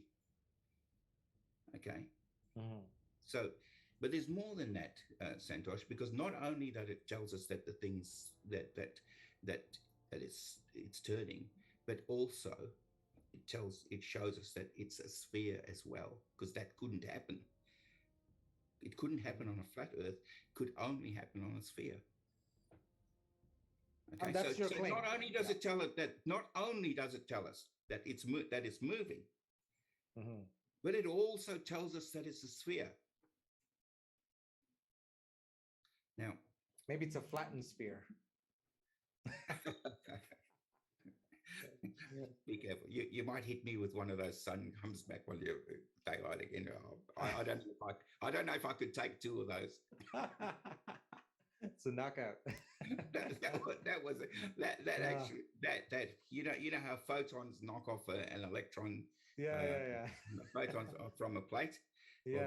That smacked me right in the head and knocked off a few of my brain cells. I'm sure of it. You don't need to drink tonight. No, definitely not. So Santosh, there's another instrument that's sort of similar, but uses a different doesn't rely on Coriolis. It relies on something else. You know that if you drop something, Santosh, it'll accelerate towards the ground, right? Yes, in theory. No. It doesn't. It's not theory. If you drop something, it's going to fall, right? Yes, of course. But I meant to say gravity is still basically a Santosh, theory. have you got anything on your desk that won't break if you drop it? Have you got anything on your desk in front of you that won't break if you drop it? Yeah, just hold it up towards about face level. Yeah, of course. But I meant to say gravity is still a theory. I want you to actually do that. This is a learning exercise. Please do that. Yeah. Just grab anything that you... Should I drop the Among Us cup here? No, please don't. Okay. MC2 won't give me another one. Yeah. So I'll just drop my... That's a one-of-a-kind mug. Yeah. So it's too priceless. That's an MC2 mug? You. Okay, all right. Ready? Okay. Yeah. All right. Go for it. Okay. I dropped it. It's not falling though. Oh my god. I'm just joking. Okay. Yeah. All right. So Santosh, okay, Santosh. All right. So you dropped it. On its way down, it accelerates. Okay. It's not a constant velocity on its way down. It doesn't for every second that it keeps going down, it gets faster and faster. Yeah. Okay. All right. Have you heard of the term terminal velocity? I've heard of it, but I don't know the okay. So basically, if it's high enough and you drop it, eventually what it's doing is it's compressing the air underneath it as it's coming down. Okay? And eventually it doesn't speed up anymore. Okay, it's as fast as it's possible to go. All right, that's called terminal velocity. All right. Now, in the absence of that, it's going to keep going down. It's things like that thing you just dropped. Looks like your iPhone case or whatever phone. Indians, so it must be a Samsung. Not a Nokia. Indians don't buy Nokias iPhones. don't break. Indians don't buy iPhones. Okay, because WhatsApp works better on Samsung. Okay, so so when you drop that, it accelerates towards the table, right? Yeah. That's the way it went. Okay, so you know what I mean by accelerating, yeah? Yeah. The velocity changes, the speed of it changes by the second. Okay. Right, as you're going down, it's not the same speed that it started off as, right? For instance, if you throw a ball in the air, right, straight up over your head, what's going to happen to it? What's going to happen? It's going to drop down, of course. Eventually, it'll come down. But what's happening on the way up? It's slowing down. Yes. Yeah. There are some in dispersed amongst all the other cells, should we say, in your brain, there are ones here and there that are actually quite genius level. Okay.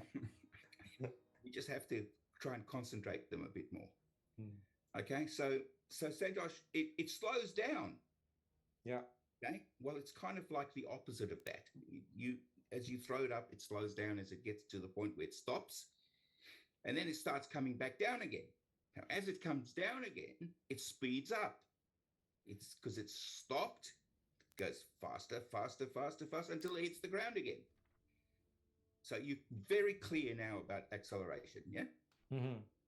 Okay, excellent. All right. Well, there's an instrument that's designed especially to do that, to measure that acceleration. Okay? Mm-hmm. It's called the gravimeter. It's a very serious instrument, all right, this gravimeter. And so what it's used for, it's used mainly for finding minerals underground, okay? And the reason that it manages to do that is because, gravity is a thing, and objects will be attracted to Earth's center of mass because of gravity, okay? Now, it doesn't matter, Santosh, if I explain to you how gravity works or I can't. It doesn't matter. All I'm talking about is what it does, not how it does it. Okay, so let's just concentrate on what it does. So what it does is everything will accelerate. Mass will accelerate towards mass. Okay, right. That's how gravity works, and that's why the things accelerate towards the ground. So this instrument measures that. It's very, very, very accurate to many, many significant figures. Okay, like 15 or something like that. Okay. So what happens is, Sandro, if you take that somewhere else to a place where there's lots of minerals underground, heavy minerals, like iron, okay, or vanadium, or something really quite heavy minerals, what'll happen is that things will accelerate faster. The device in the instrument will accelerate faster. Okay,